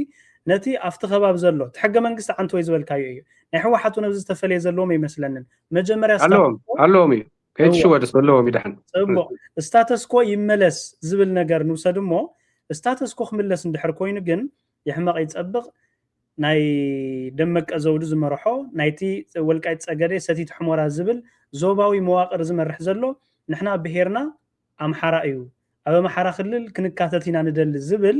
ካብቲ ሕገ መንግስታዊ ኣካይዳ ወጻኢ ተዓንተወይ ዝበልካዮ ሰባት ናብ ቦታኦም ይምለሱ ምዕራብ ትግራይ ናብ ትግራይ ይምለስ ሪፈረንደም ዘድልውን እንድሕር ኮይኑ እቶም ሕቶ ዘቕርቡ ሰባት ናፍቲ ከባቢያዊ ክልላዊ ናይ ፌደሬ ናብ ቤት ምክሪ ቀሪቦም ድሓርቲ ቤት ምክሪ ናብ ፌደሬሽን ዝብል ኣሰራርሓ እዮም ክኽተለሎም ዝበልካዮ ነገር ኣሎ እዚ ንኽግበር ግን መጀመርያ ማእከላይ መንግስቲ ኣነ ናይ ደመቀ ዘውዱ ተከዘዘብ ይኹን ካሊ ኣብ ዞባ ምዕራብ ትግራይ ዘሎ ሓይሊ ልዕሊ ናይ ማእከላይ መንግስቲ ቁፅፅር ወይ ሓይሊ ወጻኢ ዝብል እምነት የብለይን እኳ ዳኣስት ናይ ኢትዮጵያ መከላኸሊ ሰራዊት ባዕሎም ኣብ ናይ ባዕሎም ፌስቡክ ገጻት ከም ዝለጠፍዎ ነቲ ኣብቲ ከባቢ ሰፊሩ ዘሎ ዕጡቕ ሓይሊ ክሳዕ ስልጠና መሃብ ክሳዕ መመረቕታ ኣብ ዝግበር እውን ተሳታፊ ከም ዝኾን ሓቢሮም ከም ዝሰርሑ ዘርኢ ኩነታት እዩ ዘሎ ስለዚ ከም ጣዓመን ከም ስምረት ፓርቲን ወይ እውን ቅድሚ ሕጂ ኣባላት ሕወሓት ኮይንኩም ዝነበርኩም ግን ድማ በቲ ናይ ትግራይ ሰራዊት ንጉባኤ ዝገበረ ሕወሓት ዝድግፍ ዝበለ ጉጅለ ተደፊኢኹም ኣብ ኣዲስ ኣበባ ዘለኹም ኣብ ኣዲስ ኣበባ ኮይንኩም ትገብርዎ ምንቅስቃስ ካብ መግለጽ ወጻኢ እንታይ ዓይነት ምንቅስቃስ ኣሎ ክሳብ ሕጂ ዝኸድኩም ርሕቀት እንታይ ኣሎ ማእከላይ መንግስቲ ኣብ ልዕሊ ማእከላይ መንግስቲ ጸቕጢ ጌርኩም ትምዕራብ ትግራይ እንተናኣሰ ናብ ግዛኣት ትግራይ ክምለስ እሞ ቶም ደቂ ምዕራብ ትግራይ ተመሊሶም እንተስ ሪፈረንደም እንተስ መረፃ እንተስ ካልእ ንኽግበር ዝኸድኩሞ ጭቡጥ ብተግባር ዝግለጽ ምንቅስቃስ ኣሎ ዶ ዝብል እቲ ሕቶ ዝቐርብ ዘሎ ምንቅስቃስ ጥራሕ ዘይኮነ ብዙሕ ነገር ተገይሩ እዩ ግን እንታይ ነው መስልካ ሕዚ ናይ ጉዳይ ምዕራብ ትግራይ ብውዕል ፕሪቶሪያ ዝምለስ ብኻልእ መንገዲ ይምለስ ውዕል ፕሪቶሪያ ከዓ ብዲያሎግ እዩ ዝብል ኩለን ነገራት ዝውድኣ ብዲያሎግ እየን among the two parties ስለዚ ዝተፈላለዩ ቅዋም ኢና ንሕዝ ፌደራል መንግስቲ ዝተፈለየ ቅዋም ኣለዎ እዚ ጉዳይ እዚ ንሕና ዝተፈለየ ቅዋም ኣለና ዝተፈለየ ቅዋም ስለ ዘለና ግን ላብ ኩናት ክንዓት የብልና ዝብል ቅዋም ኣለና ንሕና ናይ ንመንጀርና ጉጅለ ከዓ بحالي أنا ملصو بحالي أنا أعتذر كوا ملو بقى زي كده فلا لا يبزوي خلتشين عساش دشين زنبرة سمع النت جنرال تادي صورة مكتل بريزيدنت نحلي زهاو مجلسي ذكر تعزبل رايان سلمتن معراب تقرين زبل له سول أنفت تحبيرو كساو قنبل سالسان كساو سنة سالسان زبل أنا بوز حساب بروفايل غير ونورا سنة سالسان زبل تايدي نيرو تسمع النت شو بكوماند بوست كم حدر فيدرال منغستي بعلاوانيت مرحو نتكوم عن بوست زي مالت مكلاكي مرحو مالتيو ناي تግራይ ሰራዊት አባላት ኮኑ ፌደራል ፖሊስ ዘለዎ ካዋያው ምሕዳር ዘለዎ ትም ምሕዳር ይፈርስ ተወዝኖ ረዕጡቅ ዕጥቂ የውርድ ካብ ኻሊ ከባቢ ዝመፀ ተሃልዩ ወይ ናብ ከባቢ ይምለስ ወይ ካምፕ ይስርሕሉ ዝርዝር ተነጊሩ እዚ ፌደራል መንግስቱን ተስማዕሚዕሉ ተወዝኖ ምሕዳሩን ተስማዕሚዕሉ ተወዘሎ ማለት እየ ናይ ማሕራ ክልል መንግስቱ ተስማዕሚዕሉ ጌታቸው ረዳ ፕሬዝዳንት ናሃለየውን ትግዚያው መምሕዳር ተስማዕሚዕሉ ናብ ተግባር ክእተ ምስለ መን ኮሊፍዎ ትጉጅለ እንታይ ኢሉ ኖ ከምዚ ዘይኮነ ሰራዊትና ሰሊፍና ምስ ዕጥቅና ምስ ካድረና ቅድሚ ሕዚ ቅድሚ ትኩናት ዝነበረ ማርሓ ኢንስቶል ክንገብር ናይ ውድብ መሓውር ሒዝና ኢና ንኣትሉ ኣብ ግልጽ መድረኽ 2016 حاملة 15 أو حاملة 16 خبابي أو حاول تتأكدنا شعو رزقو علماو ناي معرض تقرأي محدار زنارة ما خليكم يتيجوا نيرو شعو ناي حوحات بغيو تزاريو بتعمل إذا استوصل بغيو تزاريو هفتكي رأس بغيو تزاريو شعو نيلو زوا محداري نيرو شعو ህዝቢ ዘይተቀድሙ እንታይ ኢኹም ማሕበርየ ካድረ ትብሉ ኣለኹም ኢልዎ ማሕበር ካድረሲ ህዝቢ ድሓር ተመሪፅዎ ይምረፅ ተመዛበላይ ይመለስ ትዝበሃል ዘሎ ኮማንድ ፖስት ይጣየሽ ተው ዘሎ ምምሕዳር ክፈርስ ፌደራል መንግስቲ ወሲኑ መግለፂ ሂቡ እዚ የፍሪሶምዎ ሕዚ እውን እዚኣ ልበዕላ ኣብ ሕቶ ምልክት ኣትያ ባይዘወይ ፎር ሪፎርሜሽን خالي قونص مس جمرو خالي قداي زل حزي ندوم زقدده دحرز قونص زيك مس زخل كونفرزيشن دحرز قونص زيك مس زخل كالي زراواتات كالي يكون يخدي افريسمو رايات تساخيعو قدي بسال تغبره هافت كيرسونه بعكالو سزنره قراون سزنره بزح خيدوم تساخيلو تمزاول تمليسم بكوماند بوست تمحدره انتي غيرهم او معراف تغراخ غوروا زخلو او رايا رينايا انتي غيرهم نتو هزو زمرصو بيت مخر زمرصو مع امارحه نعصرو باربطات ابل ماتا امخني او كلن خاوتات نتو كنتيبا نعصرو كالي كنتيبا ببيت مخر يمرصو تبيت مخرون مولي يغني 300 سم بيت مخر زلوو 7 سب 30 سب 20 سب نعكو بيت مخر يغورو سلازي تعيولا كدلي نخي خون زسرح زلو تجوجل نحنا ما كله بسلامه منقد خيد كله بسلامه منقد خيدكا تمزابل زملسلو ግዛታ ዓድነ ትግራይ ዝረጋገጸሉ ግን ኩሉ ነገር ብንግግርን ጥራሕ ክኸውን ፑሽ ንገብር ጌታቸው ረዳ ናይ ስብረት ፕሬዝደንት እኮ እዩ ክንደ ግዜ ተመላልሱ ልሕማራ ክንደ ግዜ ይኸይዱ ክንደ ስራሕ ሰሪሑ ኣብ ሕድሕድ ዝኸደለን ተመዛበልቲ እኮ ኣብ ሽረ ኣብ ዓብይ ዓዲ ኣብ አክሱም ኣብ መቐለ ተመዛበልቲ እኮ ጌታቸው ሕማራ ኸይዱ ብዝተባሃለ ቁጥሪ ተመዛበልቲ ኣኺባ ዝግበር ይኸው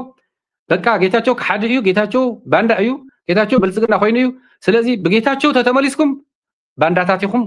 ክንብቀለኩም ኢና ሕና ክንፈዲና ነጥፈኩም ኢና ኢሎም ቃል በቃል የለካ ኣለዎ ኣኪቦም ከይትመለስ ኢሎም ተመዛበልቲ እንድሕተት ሽረት ኣይለምኩም በሎም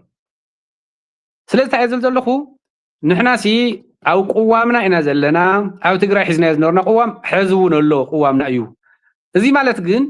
ንሕና ዝሓዝናዮ ቁዋም ፌደራል መንግስቲ ቁዋም እዩ ማለት ግን ኣይኮነን ክንነጋገር ኢና ኣፈላላይ ኣለና እዩ ኣብ ገሊኡ ንስማዕ ማዕና ኣብ ገሊኡ ንስማዕ ማዕና ኣብቲ ዘይስማዕ ማዕሉ ብኸይድ ኢና ንሪኦ ዘለና ብዙሕ ነገር ተለዊጡ እዩ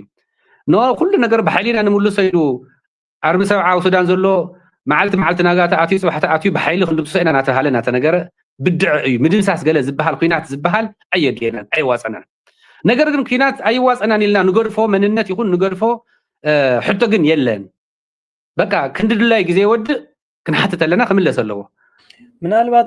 ዓመ ምስ ማእኸላይ መንግስቲ ወይ ምስ ፌደራል መንግስቲ ከም ስምረቱ እውን ሒዝኩሞ ዝቀረብኩም ቅዋም ከም ዘሎን ዘይተሰማምዕሎም ጉዳያት ከም ዘሎን ዝገለጽካዮ ነገር ኣሎ እሞ እቶም ዘየሰማምዑኩም ነጥብታት እንታይ ክኾኑ ይኽእሉ ምክንያቱ ኣነ ከምቲ ዝገለጽካዮ ኣብ ትግራይ ዘሎ ነቲ ጉባኤ ዝገበረ ሕወሓት ንድግፊና ዝብል ናይ ሰራዊት መሪሕነት ኮርን ካብ ኮርን ላዕልን እዩ ደፊኡና ዝብል ነገር ወሲድና ንስኻትኩም ምስ ማእኸላይ መንግስቲ ነቶም ናይ ደቂ ምዕራብ ትግራይን ጌታቸው ረዳ ተደጋጋሚ ከም ዝተመላለሰ ንፈልጥ ኢና ብጭቡጥ ግን ናይ ሕወሓት ካድረታትን ዋላ ብዝተፈላለየ ናይ ኣብ ቴንዳ ዘለው ደቂ ምዕራብ ትግራይ ኣነ ከምኡ ዝብል ሓበሬታት ሃልዩ ቼክ ገብርየ ንሶም ከም ዘለው ንበሎም እሞ ንስኻትኩም ግን ብተናፀል ኣብቲ ምስ ማእኸላይ መንግስቲ ትገብርዎ ዲስከሽን እንተሃልዩ ዘሰማምዐኩምን ዘየሰማምዐኩምን መርገፂ ማእኸላይ መንግስቲ ከንታይ እዩ ናትኩም መርገፂ ከንታይ እዩ ዘየሰማምዐኩም ነጥቢ ከንታይ እዩ ንሪኦ ዘሰማምዐና ማታ 2016 ተስማዕማዕና ኣላ ሽዑ ተስማዕማዕና ዝነበርና ፌደራል እውን ዝተቐበላ ጊዜያዊ ምሕዳር እውን ዝተቐበላ ታደሰ ወረደ እውን ዝተቐበላ ደብረፅዮን እውን ዝተቐበላ ባይዘወይ ደብረፅዮን ተስማዕሚዑ ኢሉ ነይሩ እዩ ምክንያቱ ደብረፅዮን ኣካብ ተገይሩ ነይሩ ናይ ተመዛበልቲ ምምላስማ ደብረፅዮን ኣካብ ተገይሩ ነይሩ ኣብ ምዕራብ ንተኽላይ ገብረ መድህን ንርስቁ ኣለማው ንምግበይ ሃይለ ዘለውዎ ኣብ ደቡብ ከዓ ንሃፍቲ ኪሮስ ንጆን መዲድ ዘለውዎ ታደሰ ወረደ ንኩሎም የተሓወሮን ግን ብልዕሊኡ ግን ዘተሓወር ዝነበረ ደብረፅዮን እዩ ልዕሊኡ ከዓ ዘተሓወር ዝነበረ ጌታቸው እዩ ንኩሎም ዝመርሕ ማለት እዩ ምክንያቱ ጌታቸው ፕሬዚደንት ዝነበረ ዲነው እንታይ ተስማዕሚዕና መስልካ ሽዑ ተዓንቶ ዘልኩካ ከደግማ እየ ኩላና ተስማዕማዕና ኣላ ምምሕዳር ክፈርስ ህዝቢ ባዕሉ ክመርፅ ዕጡቃት ካብ ትግራይ ሰራዊት ትግራይ ዘይኮነ ዝኣት TDF ዘይኮነ ዝኣትስ ምልሻን ፖሊስን ቅድሚኡ ዕጥቂ ዝነበሮ ኣብኡ እውን ወዲ ዓዲ ተኮይኑ ቅድሚኡ ዕጠቆ ድሕሪ ዕጠቆ ምስ ዕጥቁ ክፀንሕ ኣብቲ ዓዲ ዘሎ እዚ ተስማዕሚዕና ኣለና ሓንቲ ለይ ስማዕምዕተና ክሳብ ሕዚ እውን ንሕና ዝሓዝናዮ ቅዋምን ኣብ ፌደራል ዘሎ ፈላላይ ተፀዋዕነቱ ናበይ ይኹን ዝብል እዩ ኮማንድ ፖስት ተው ዘሎ ናብ ግዜያዊ ምሕዳር ይኹን ቨርሰስ ናብ ፌደራል ይኹን ዝብል እዩ ተዓባይ ፈላላይ እዚኣ ባይዘወይ ኣብ ካሊእ ኩሉ ብዙሕ ዘፈላል ነገር የለን ቅድሚ ሕዝውን ዝነበረ ናህና ቅዋም ሕዝውን ዘሎ ትፀዋዕነቱ ኮማንድ ፖስት ምስ ተጣየሸት ኮማንድ ፖስት ንፀጥታን ንካልኦት ውሳነታትን ይኸውን እምበር ትምሕደራት ኣድሚኒስትሬሽን ኣብ ትሕቲ ናይ ትግራይ ኢንተሪም ኣድሚኒስትሬሽን ክኸውን ዝብል እዩ ኖ ኣይኸውንን ብዙሕ ነገር ተዋላሽዩ እዩ ናብ ጎንፂ ከእትየና እዩ ተምኡ ዘለዉ ዕጡቃት ናብ ዕጥቃዊ ቃልሲ ናብ በረኻ ናብ ግዛዕ ከይዶም ናብ ሽፍትነት ከይዶም ካሊእ ጎንፂ ክወልደልና እዩ ኣይዋፀናን ስለዚ ጎንፂ ጠጠው ኣቢልና ካሊእ ጎንፂ ይንወልድ ነኡ ስለዚ ባዕልና ኢና ቴክ ኦቨር ንገብሮ ተኡ ዘሎ ናይ ፀጥታ ኩነታት ሙሉእ ንሙሉእ ባዕልና ኢና ነመሓድሮ ድሓር ኣብ ትሕቴና ናሃለ እዩ ሪፈረንደም ዝግበር እዩ ኖ ንሕና ከዓ መጀመርያ ስታትስኮ ይመለስ ናብ ነበሮ ይእተ መረፃ ክግበር ተኮይኑ ናብ ትሕቲ ትግራይ ኮይኑ ይምረፅ ሕቶ ዘሎ ሰላማዊ ሕቱ ይሕተት ናይ ሕጊ ጉዳያት ብሕጊ ይወድኡ ናይ ዕርቂ ጉዳያቱን ብዕርቂ ይወድኡ እዩ ኣብዙ ተፈላለየ ናይቲ ሓደ ጉጅለ ፈላላይ ሰፊሕ እዩ ንኣብነት ነጊረካ እየ ሙሉእ ቲዲኤፍ ኢና ነእቲ ይብለካ ሙሉእ ማሕበር ናይ ካድረ ኢና ነእቲ ናይ ሕወሓት ማሕበር ማለት እዩ ተው ሱዳን ዘሎስ ተብ መቐለ ዘሎስ ተብ ሽረ ዘሎስ ካቲ እዩ ይብለካ መረፃ ኣይንፈቅድን ይብለካ ህዝብስ ኣይመርፅን ትንሕና ንመደብና እየ ዝምደብ ዝብል እዩ ሽዑ ጌታቸው ይኹን ታደሰ ይኹን ደብረፅዮን ተስማዕምዕሉ ትሕዝቡ ንሕና ንማጎተሉ ዘለና እዚኣ እያ እቲ ዘፈላለየና ናባና ይኹን ናባና ዝበሃል መጀመርያ ተመዛበልቲ ይመለሱ ትፀጥታውን ይከበር ተው ዘሎ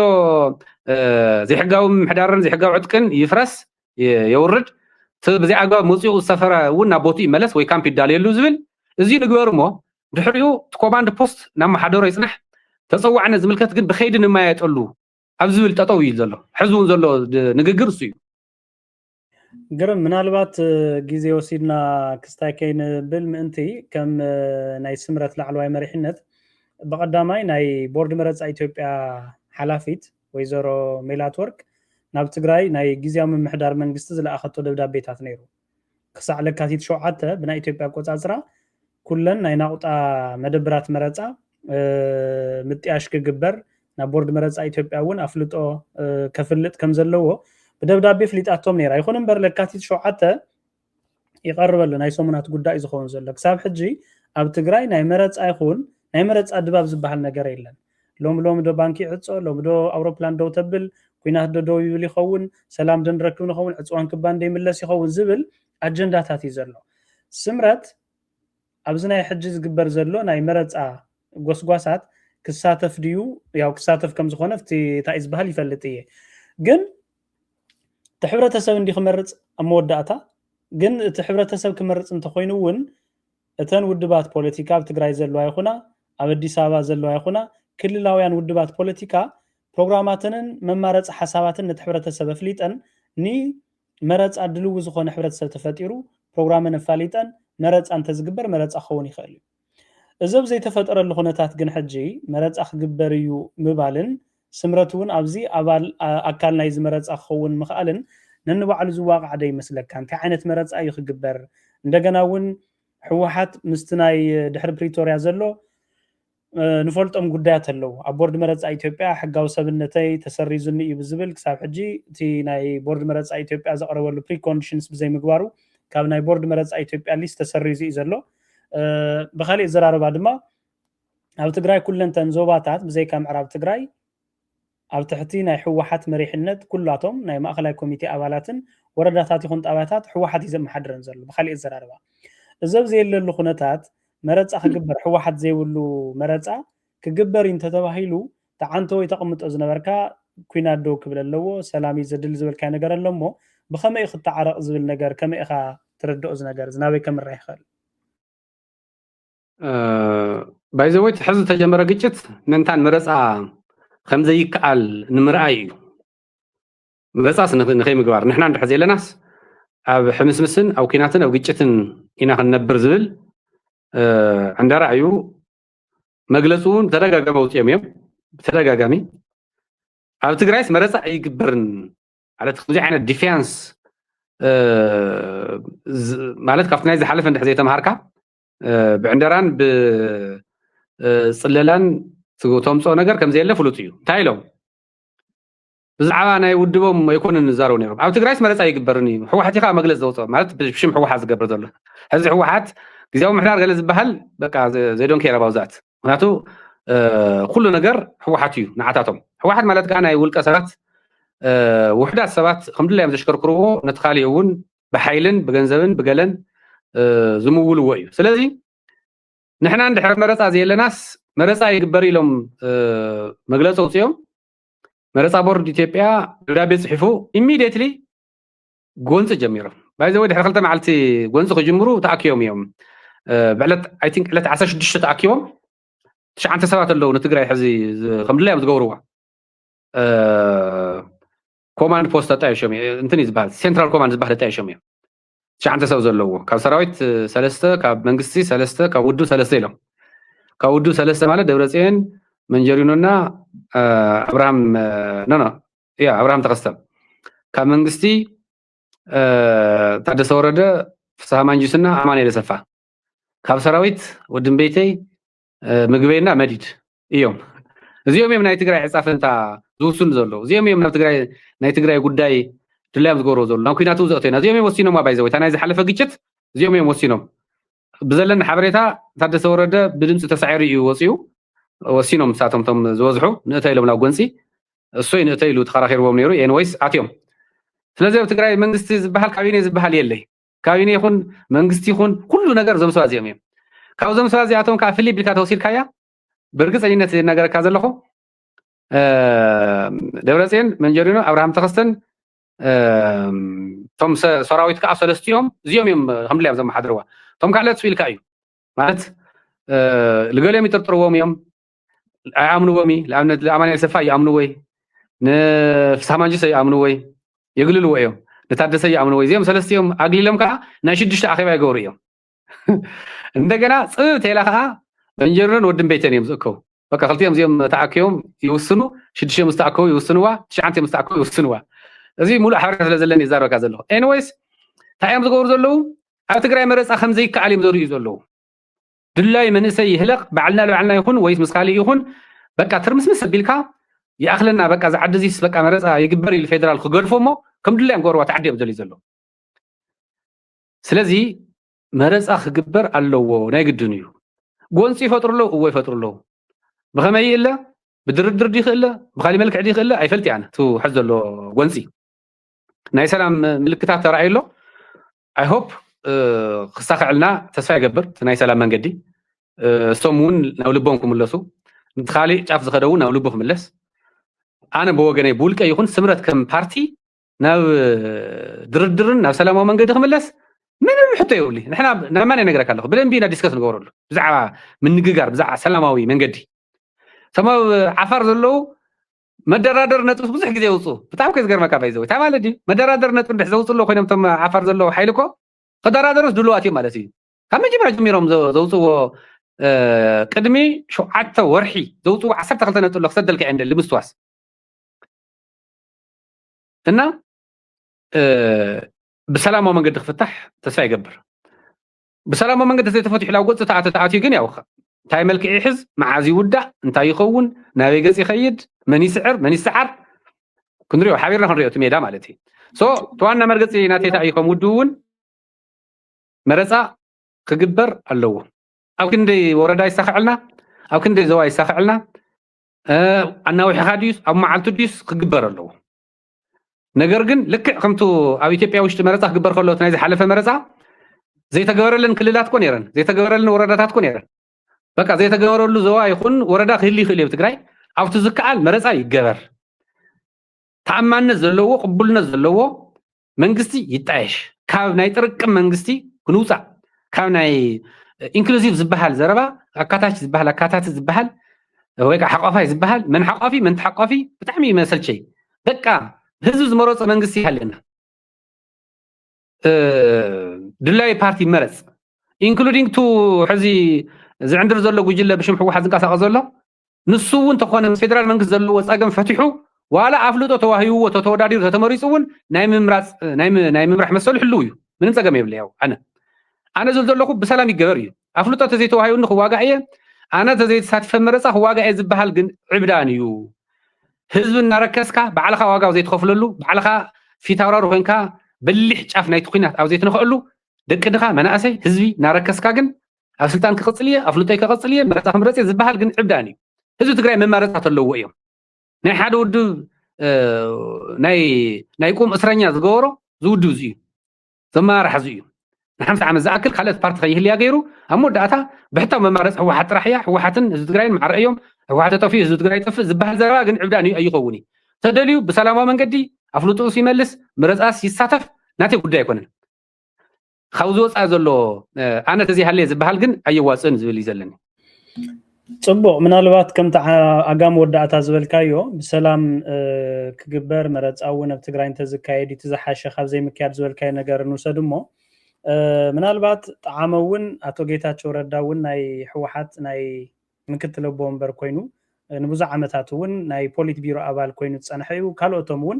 ኣብ ናይ ስምረት ፓርቲ መብዛሕትኹም ናይ ሕወሓት አባላት ዝነበርኩም ይኹም ሓለፍቱን ዝነበርኩም ይኹም ኣብ ስምረት ፓርቲ ኮይንኩም ብዙሕ ሰብ እንታይ ዝብል ስክፍት ኣለዎ ወይውን ብተደጋጋሚ ዝተፈለየ አጀንዳ ዝተፈለየ ፕሮግራም ምክንያቱ ፖለቲካ ፕሮግራሚ ፖሊሲ እዩ ካብ ናይ ሕወሓት እንታይ ዝተፈለየ መደባትን ስነ ሓሳባትን ፕሮግራማትን ሒስኩም ቀሪብኩም ኣለኹም ብርግጽ ኣብ ዶክመንትስ ከልወኩም ይኽእል እዩ ኣብ ገለገሊ ኣንውን ዝረኣኽዎ ነገራት ኣለሞ ግን ሕፅረ ቢልካ ንተመልከት ሊላይ ቲቪውን ንሕና ካብቲ ዝጸንሐ ሕወሓት ወይ ድማ ካብቲ ናይ ትማል ሕወሓትነትና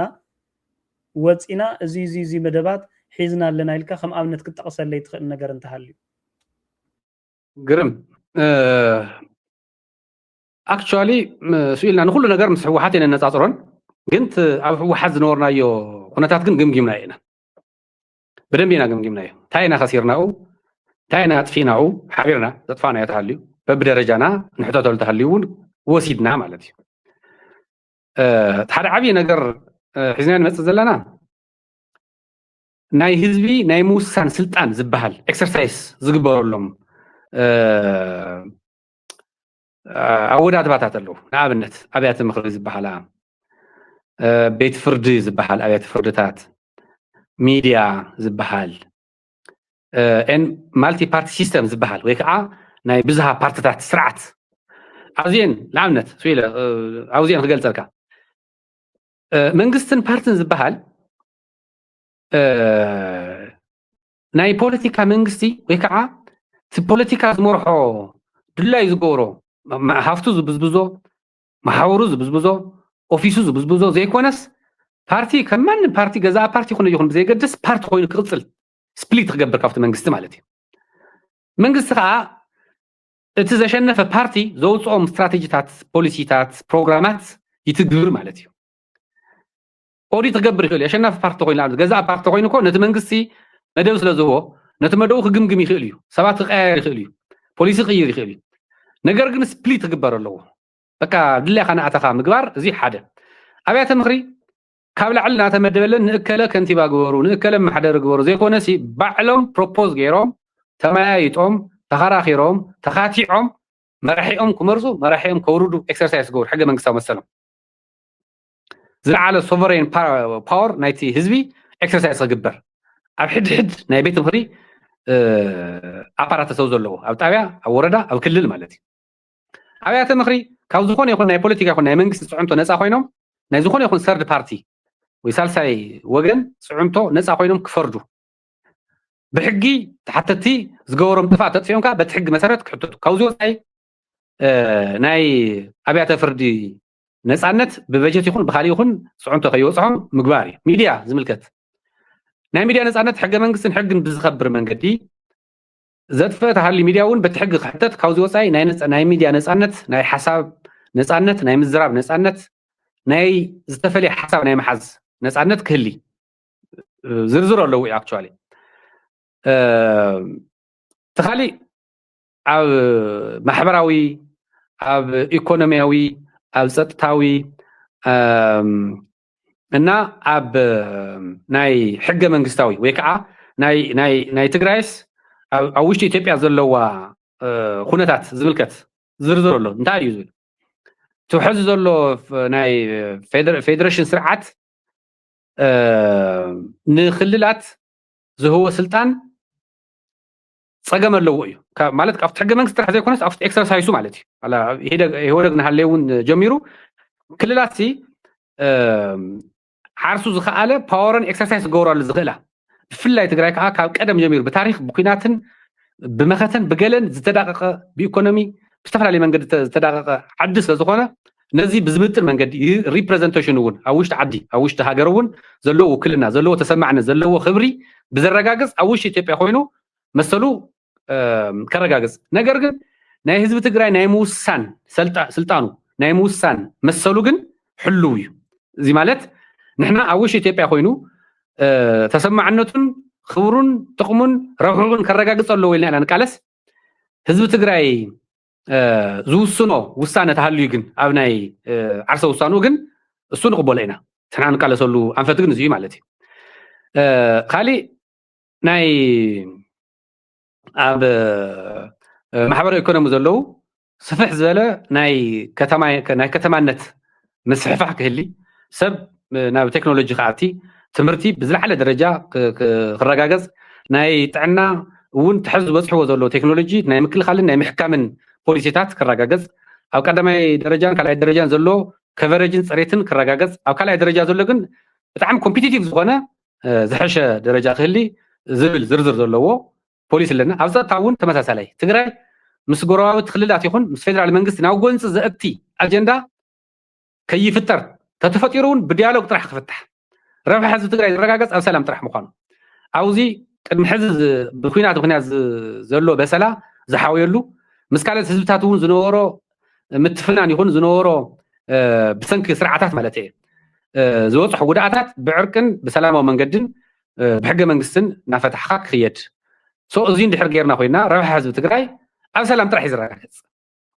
مسلو ناي ممرات مسلو حلوي اسو ነው سلام يزرغاغص بخينات زرغاغص مسلو لي حزب تግራይ ايد لينان حق መንግስታዊ مسلون ኣለዎ ናነሲ حزب تግራይ عنكز 30 ሺህ አንተን حزب تግራይ ጥራሕ ዝተቀመጠ ዝመስሎ ብዙሕ ሰብ ኣለዎ ዋላ ኣብ ሓደ ኢትዮጵያውያን ውን ክዛረውስ عنكز 30 ሺህ አንተሲ ከምዚ ንሕና ብፍሉይ ንሕልዋ ገለ ይመስሎም እንዳም ብፍሉይ ክሕልዋ ዝደልዩ ካልኦት ብዙሓት ኣለዎ ደንቢና ነዋግዕና መስካለ ሰባት ነገር ግን ኣብቲ ሕገ መንግስቲ ውን ዝመሓየሽተ ኮይኑ እቲ ሕገ መንግስቲ ውን ህዝቢ ትግራይ ጥቕሙ ብዘረጋግፀሉ ውክልኑ ብዘረጋግፀሉ ረውሑ ብዘረጋግፀሉ መንገዲ ናይ ሕገ መንግስታዊ ምምሕያሽ ክህልውን ክንቃለስ ኢና at hand ግን አቢድና ግን ሕገ መንግስት ኣለና ኦሬዲ ኣብ ስራሕ ዘሎ በቲ ሕገ መንግስት መሰረት ግን ረብሓ ህዝቢ ትግራይ ክረጋገጽ ክንቃለስ ኢና ማለት እዩ ጽቡቅ ምናልባት ሰፊሕ ካሊ መዓልቱን ዋላ ካብ ስምረት ይኹን ወይ ንባዕልኻውን በቀጥታ ኣብ ዝርእሰ ጉዳያት እዚ ክነዋግዕሉ ኢና ግን ሓንቲ ሕቶ ካብተን ዘልዓልካየን ንኣብነት ኣብ መቐለ ዘለዋ ብሄራውያን ውድባት ቅድሚ ኩናት ውድብ ናጽነት ትግራይ ጥራሕ ነይሩ ትግራይ ካብ ኢትዮጵያ ተነጺላ ነጻ ሃገረ ትግራይ እንድሕር ኮይና እያ ረብሓ ህዝቢ ትግራይ ዝኽበር ዝብል መርገጽ ዝነበረ ውድብ ናጽነት ትግራይ ነይሩ ኣብቲ መረጻ ናይ ክልላዊ መረጻ ዝተገበረውን ኦፊሻሊ ብዕሊ ነጻ ሃገረ ትግራይ ሎም ዝኣወጁ ንሶም ነይሮም ድሕርቲ ናይ ኣብ ቅድሚ 5-6 ዓመት ዘጋጠመ ኩናት ግን ድሕሪኡ ካልኦት ውድባት ውን ስዒበን ንኣብነት ሳልሳይ ወያነ ትግራይ ባይቶናውን ይዝክሬተ ዘይተጋገ ናይ ትግራይ መጻኢ ዕድል ክውሰን ዝኽእል ከም ፓርቲ ትግራይ ሃገር እንድሕር ኮይና እያ ኢትዮጵያ ንትግራይ ዕዳምበር ጸጋይ ኮነትን ዝብል መርገጽ ንሓዛ ከም ዝመጻ ዝፍለጥ እዩ ስምረት ከም ፓርቲ ናይ ትግራይ ተጋሩን ረብሓ ኣብ ውሽጢ ፌደሬሽን ናይ ቅርጽ መንግስቲ ማለት እዩ ዝረጋገጽ ዝብል መርገጽ እዩ ዘለዎ ወይስ ትግራይ ነጻ ሃገረ ትግራይ እንድሕር ኮይና እያ ተጋሩን ትግራይን ዝርብሑ ዝብል መርገጽ ኣለዎ ዝብል ዝተነገረን እሞ ኣስፋሕ ቢልና ክንወግዓላ እዚኣ ኣው ግልጽ ገይረ እየ ኣብቱ ፕሮግራምና ዝተቐመጠ መራብሓ ህዝቢ ትግራይ ዝረጋገጽ ኣብ ውሽጢ ኢትዮጵያ እዩ ከም ውድብ ንሕዞ መርገጺ ትመልክዕ ፌደሬሽን ግን ክንቃለሰሉ ኢና ኢንክሉዲንግ ናይ ሕገ መንግስቲ ምምሕያሽ ውን ክንሓትት ኢና ኣብቶም ናይ ህዝቢ ትግራይ ረብሓ ክረጋግጹ ዝኽእሉ ዝሕሸ ውክልና ዝሕሸ ተደማጽነት ትቅድሚ ሕዚ ዝወፅሑ በደላት ካብ ቀደም ስርዓታት ጀሚሩ ክሳብ ናይ ሕዚ ዝነበረ ናይ 2013 ኩናታት ዝወፅሑ በደላት ውን ብዝከሓሰሉ መንገዲ ክንሪኦ ኣለና ባህልቲ ኢና ኣብዚ ግን ናትና ናይ ፖለቲካ ፓርቲ ቅዋም እዩ ናይ ህዝቢ ትግራይ ግን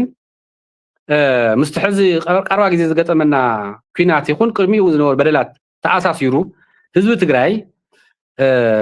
ኣየድልየንን ሃገርየ ዝኾን ዝብል ቅዋም ትሕዙ ግን ናይ ህዝቢ ትግራይ ቅዋም ኢና ንሕዝ ኦብቪየስሊ ንሕና ንቃለሰሉ ፖለቲካዊ ቅዋምና ግን ዝነገረካ ዘለኹ እዩ ኣብዚኣ ሕጂ እንታይ ኣላ መስለካ ከም ፓርቲ ንፅርቲ እያ ንሕና ኣብ ክልል ፌደሬሽን ኢትዮጵያ ኮይና ናይ ተጋሩን ትግራይን ረብሓ ውሽጢ ኢትዮጵያ ይዘረጋገጽ ዝብል ቅዋምን መርገጽን ይዘለና ዝበልካን ንጽሩ እዩ ሕወሓት እውን ተመሳሳሊ መርገጽ ይዘለዎም ካብ መጀመርያ ትሒዙ ኣብ ውሽጢ ኢትዮጵያ ናይ ተጋሩን ትግራይን ረብሓ ይረጋገጽ ኣብ ፌደሬሽን ምናልባት ናይ ሕገ መንግስቲ ናይ አንቀጻት ድሓር ዋላ ክትነግረኒ ኢኻ ንትግራይ ይጠቕሙ እዮም ዝበልናዮም ሕገ መንግስቲ ዝመሓይሸሉ መንገድታት እውን ግን ክንሓስበሉ ኢና ዝበልካዮ ነገር ኣሎ ተኺልካ ድሓር ክትነግረኒ ኢኻ ግን ኣብዚኣ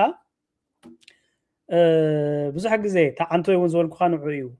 ሕወሓት ኣብቲ ናይ ዝሓለፈ ክልላዊ መረፃ ድሓረ ድሕሪ እዚ ናይ ፕሪቶሪያ ኣግሪመንት ምስተፈረመ ነል ኤንድ ክስታይ ኮይኑ ዝተነፀገ መረፃ ተባሂሉ ዝተቐመጠ እንታይ ዝብል ቅዋሚ ነይርዎም ይዝክር ነብሲ መሓሮ ዳንኤል ንሕወሓት ወኪሉ ዳንኤል ኣሰፋ ማለት እየ ምስ መሓር ዮሃንስ ክከራኸሩን ከለው ንሕና ናይ ትግራይ ጉዳይ ኣብ ውሽጢ ኢትዮጵያ ይዝረጋገጽ ኢልና ኢና ንኣምን ልክ ከምታ ዘቐመጥካዮ ይኹን እምበር ተጋሩን ትግራይን ነፃ ሃገረ ትግራይ እዩ ዘዋፀና እንተኢሎም ግን ተቕዋም ንሱ ኢና ንሕዝ ዝብል መርገፂ ከም ዝነበረ ይዝክር እየ ማለት ሕብረተሰብ ወይ ሓደ ህዝቢ بعرس وسانة دي بخالي من قدنا يوعلو فوت كجبري خاليو حدا بارتجن حزب تجراي إذا حز قوامي نحن حزب مالجن أي واقع عنده مخنيات نسخاتكم ناي تجارون تجراين عزا عدل أوش إثيوبيا أو إثيوبيا أنت خوينا إذا وات أن أنتلكم كمرجعي نسحسكم تكراهرون كتؤمنوا وتفتنون بر يخونن بر تجارون عزا حجرة تجراين تيلهم جن نفط قوام نسوينا خنقلوات مالتسي بوليتيك أنا بوليتيك تعملني أورز وقعزي هم يقولون أنا بعزوي مساء سيلكا تراخ الله خم بتاعي لك سيلكا نحنا سي نرابح حزب تجراي زرقاقات عوشتي إثيوبيا إيو أفت فيدريشن وشتي إيو بكل ملكعي بكل ممزن نزينا ونكالس لكاكم نزينا نكالس كسام وداتا نتهز نعمو ناس زيد حشكا لنا جس فيه نقول لنا نمنتاي هم خمسة دلي زرزر خنكايدينا أبي إيكونومي خنزخن رينا بسيكوريتي خن رينا بكل عينت رينا زينا خنسرح لك لهم ነገር ግን ህዝብ ትግራይ ማለት እዚ ኮ ኦቤስ ኮዩ ህዝብ ትግራይ ሲ ብዙኾነ መንገዲ ውናት ዲላ ዓኢልዎ ካሊ ዲላ ዓኢልዎ ማለት ከምዙ እዚኣ ወይ ሞት ዝብልዎ ናይ ዳሕዋሓት ዓይነት ግን መርገጽ የብልናን እዩ ህዝብ ትግራይ ሲ መሰሉ ሕሉ እዩ ሕገ መንግስታዊ መሰሉ እዩ ዝለካ ዘሎ ሕዚ I'm just talking about ናይ ህዝብ መሰል ናይ ህዝብ መሰል ሕሉ እዩ ከምዚ እዚኣ ጥራሕያ ብሕታዊት መማረጽ እንኮ መማረጽ ሓደ ሰባት ክዛረቡ ለኣብነት ኢትዮጵያስ ትግራይ መርገምያ በቃ ብሕታው መማረጽ ሃገር ምዃን ጥራሕ እዩ ካብ ሃገር ምዃን ወጻስ ህዝቢ ትግራይስ ኢትዮጵያ ምዃን ዝሕሸነ ተይሉስ ኣይቅበሎን ዝብል ሓደ ግዜ ቅዋም ዘሎ ሰብ ይኹን ካሊ ተሰሚዕኻ ስለዚ ንሕና ከምኡ ኣይኮናን ንሕና ንቃለሰሉ ፖለቲካዊ ቅዋም ግልጽ እዩ ነጊረካ ኣለኹ ነገር ግን ናይ ህዝቢ ትግራይ ናይ ምምራጽ መሰል ግን ሕልው እዩ ብዝኾነ መንገዲ ብዝተፈላለየ መንገዲስ ናብ መረፃ ከኣቲ እየ ናብ ሪፈረንደም ከኣቲ እየ ተይሉ ግን ህዝቢ عرسو زوسنولو مسل جن حاجة من استقامتها جن بروتكت نجبرينا ويكعا نقبل إنا إذا لك هذا الله صبوا من الوقت نفتناي محبرة إيكونومي من الوقت عنتو إذا قالت كالي أنا خمنت كم ناي بارتي خم مرجعي نتصرت يعني راجن حزب تجراي إذا يزدل لنتيلو جن نتمثلوا نخبروا اللي إنا يعتقون زلا مثلا مرجع نخبروا اللي إنا بر نفتنسو زحز قوام تقلبيتنا خن مروحينا زبل أيخون زل أحد بين الله أيخون هو من الوقت حجافتنا إثيوبيا حدا بحق من قص درجة ختم حيش وتدلي ونجر تحق من قص ختم حيش نعمت ناي محارات قالستي حوحات EPRDF زقرت إلهم زأمنون إثيوبيا حق من قصتي عنك 3 تشعتن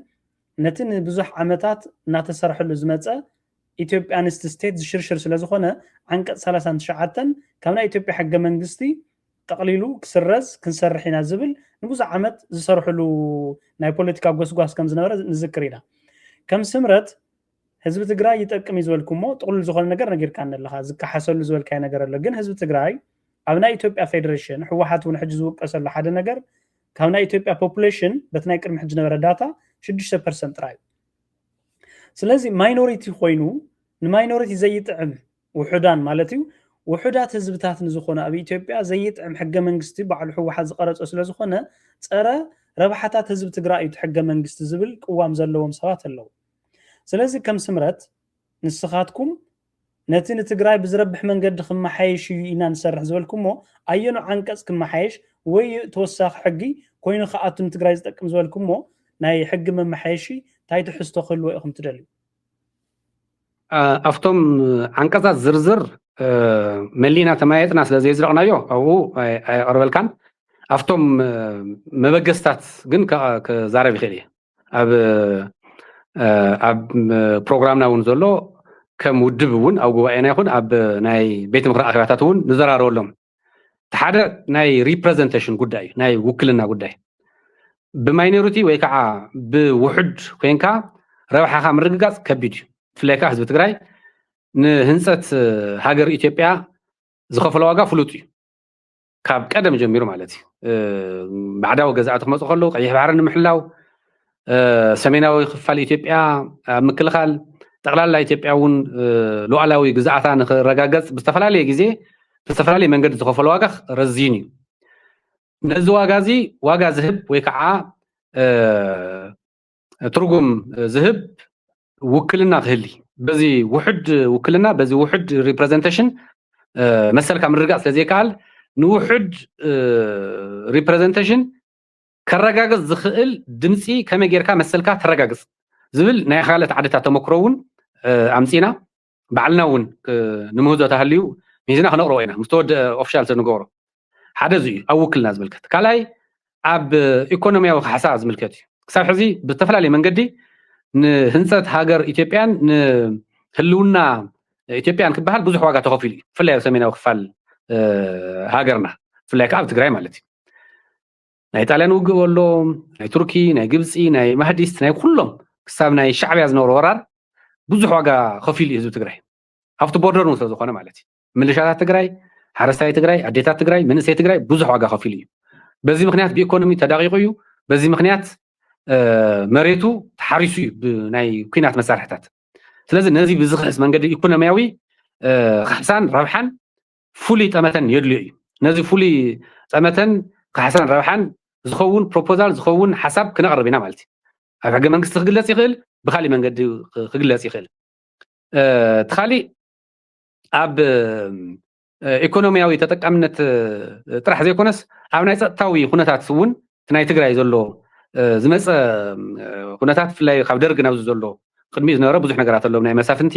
ኣብ ናይ ሃፀያዊ ግዜታት መዓት እዩ ባዕልካ ንባዕልካ መብዛሕትኡ ፓወር ስትራግል እዩ ግን እቲ ህዝቢ እዩ እቲ ዋጋታት ዝኸፍሎ ዝነበረ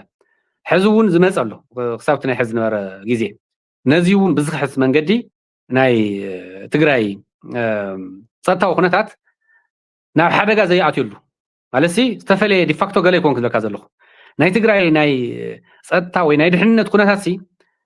ፍሉይ ሓለዋ ዘሎ እዩ ዋላ ሕዚ ፍራጃይል ብምዃኑ ምክንያት ተፈጠረ ነገር ርኢና የለና ባዕሉ ኳስ ንምንታይ ኣቲና ከም ዘለና ስለዚ ኣብዚ እውን ምስቲ ኣብ ፌደራል ዘሎ መንግስቲ ምስቲ ንኢትዮጵያ ዘመሓድር ወይ ከዓ ዝመርሕ ዘሎ መንግስቲ ወይ ከዓ ዝውክል ሓይሊ ክንዘራረበሉ ኢና ክንካትዕሉ ኢና ክንድላዩ ግዜ ወድእ ክንድላዩ ቻሌንጅ ግበር ክንጋፈጦ ኢና ማለት እዩ በዚ ኣቢልና ናይ ኢትዮጵያ ሓድነት ተጠናኺሩ ናይ ትግራይ ረብሓ ዝረጋገፀሉ ትግራይ ማርጂናላይዝ ትግበር ትግራይ ትግለል ትግራይ ናይ ዓይኒ ቁራኛ ወይ ብጎኒ ዓይኒ ትረአ ዘይኮነስ ትግራይ ትእመን ትግራይ ትሕቆፍ ተሓቁፍ ኮይና ክትቅፅል ኣብ ጥርጥር ኮይና ክንነብር የንደለን እቶም ቅድሚ ሕዚ ዝተፈጠሩ ብስርዓታት ምክንያት ተፈጠሩ ኣብ ህዝቢ ዋጋ ዘኽፈሉና ከይቕፅሉ ናይ ህዝቢ ንህዝቢ ርክባት እውን ብሰፊሑ ኣብ ጎረቤት ጥራሕ ዘይኮነስ ካብ ጎረቤት ሓሊፍካ ምስ ካልኦት ክልላት እውን እቲ ናይ ኣብ ልዕሊ ህዝቢ ትግራይ ዝተፈጠረ ብዝተፈላለዩ ፕሮፓጋንዳ ዝተፈጠረ ፅዕንቶ ብፍላይ ኣብቲ ናይ ሕዚ ግዜ ዝነበረ ቅድሚት ሒዙ ነይሩ ኣክቹዋሊ እዙይ መሊስና ኢና ረብሓን ኢኮኖምን ህዝቢ ትግራይ ነረጋግፅ እቲ ናይ ኢኮኖሚ ዝበልኩካ ክሳብ ኣብ ካሊእ ዓዲ ዝህልዎም ናይ ኢኮኖሚ ምንቅስቃስ ዝህልዎም ፍሉይ ተረባሕነት ነቲ ሃርሞናይዜሽን ክበሃል ክንቃለሰሉ ኢና ማለት እዩ ናብ ዝርዝሮም ምስዓተና ምስ ተማያየጥናሎም ግን ያው ሕላው እውን ክንገብሮም ስለዝኾና ሽዑ ምርኣይ ይከኣል እዩ ፅቡቅ ኣቶ ጣዕመ ዓረዶም ኣጋጣሚ ኮይኑ ዳርጋ ሰዓትን 25 ደቂቃ ዝኸውን ኣዋጊዕና ኣለና እሞ ዝተፈላለዩ ርእሰ ጉዳያት ብፍላይ ምስ ናይ ዞባ ደቡብ ትግራይ ከባቢ ዝቕፅል ዘሎ ኣብ መንጎ ደቂ ሓደ ብሄር ዝግበር ዘሎ ኩናት መሰረት ጌርና ድሓረ እውን ስምረት ከም ፓርቲ ብዛዕባ ሒዝዎም ዘሎ ናይ ፖሊስን ኣማራፅታትን መሰረት ጌርና ዘውጋዕናዮ ብወገነይ ብጣዕሚ ዘመስግን ይቐኒለይ ካሊእ መዓልቲ እውን ካሊእ ርእሰ ጉዳይ ኣልዒልና ጋሻይ ክትከውን ተስፋ እዩ ብወገነይ ግን بدعمي زمسكن يغني لي لي بريو أنا بدعمي زمسكن كبرتي هابلنا باركز خبركم تغتاتلتي بيت السب ليلاي تي في مساتو طعام عردهم زنبرنا ጻንሒት زي مسل نيرو ካብ ናይ ጣዓመ ጻንሒት ብዙሓት ቁም ነገር ጨቢጥኩም ከም ትኾኑ ተስፋ ንገብር እዚ መደብ እዚ ኣብ ዩቲዩብ ቻናል ሊላይ ቲቪ ካኡውን ኣብ ኣክሱማይን ሚድያ ኔትወርክን ብቴሌቪዥን ዝሓልፍ ኮይኑ ንምክትታልኩም ኣዚና ነመስግን ቀጻሉ እውን ካልኦት ኣጋይሽ እንተተኻኢሉ ናይ ሕወሓት መራሕቲ እውን ኣጋይሽ ጌርና ነቕርበሉ ከምዚ ስፍሕ ዝበለ ክትዕ ጌርና ንትግራይ ኣመራፅታትን ንፅረትን ንቕሓትን ንኽፍጠር ፃዕሪ ክንገብር ምዃንና ከም ሊላይ ቲቪ ቃል ንኣቱ ምሳና ፀኒሖም ስለ ዝተኸታተልኩም ክብረት ይሃበለይ ደሓን ቀኒ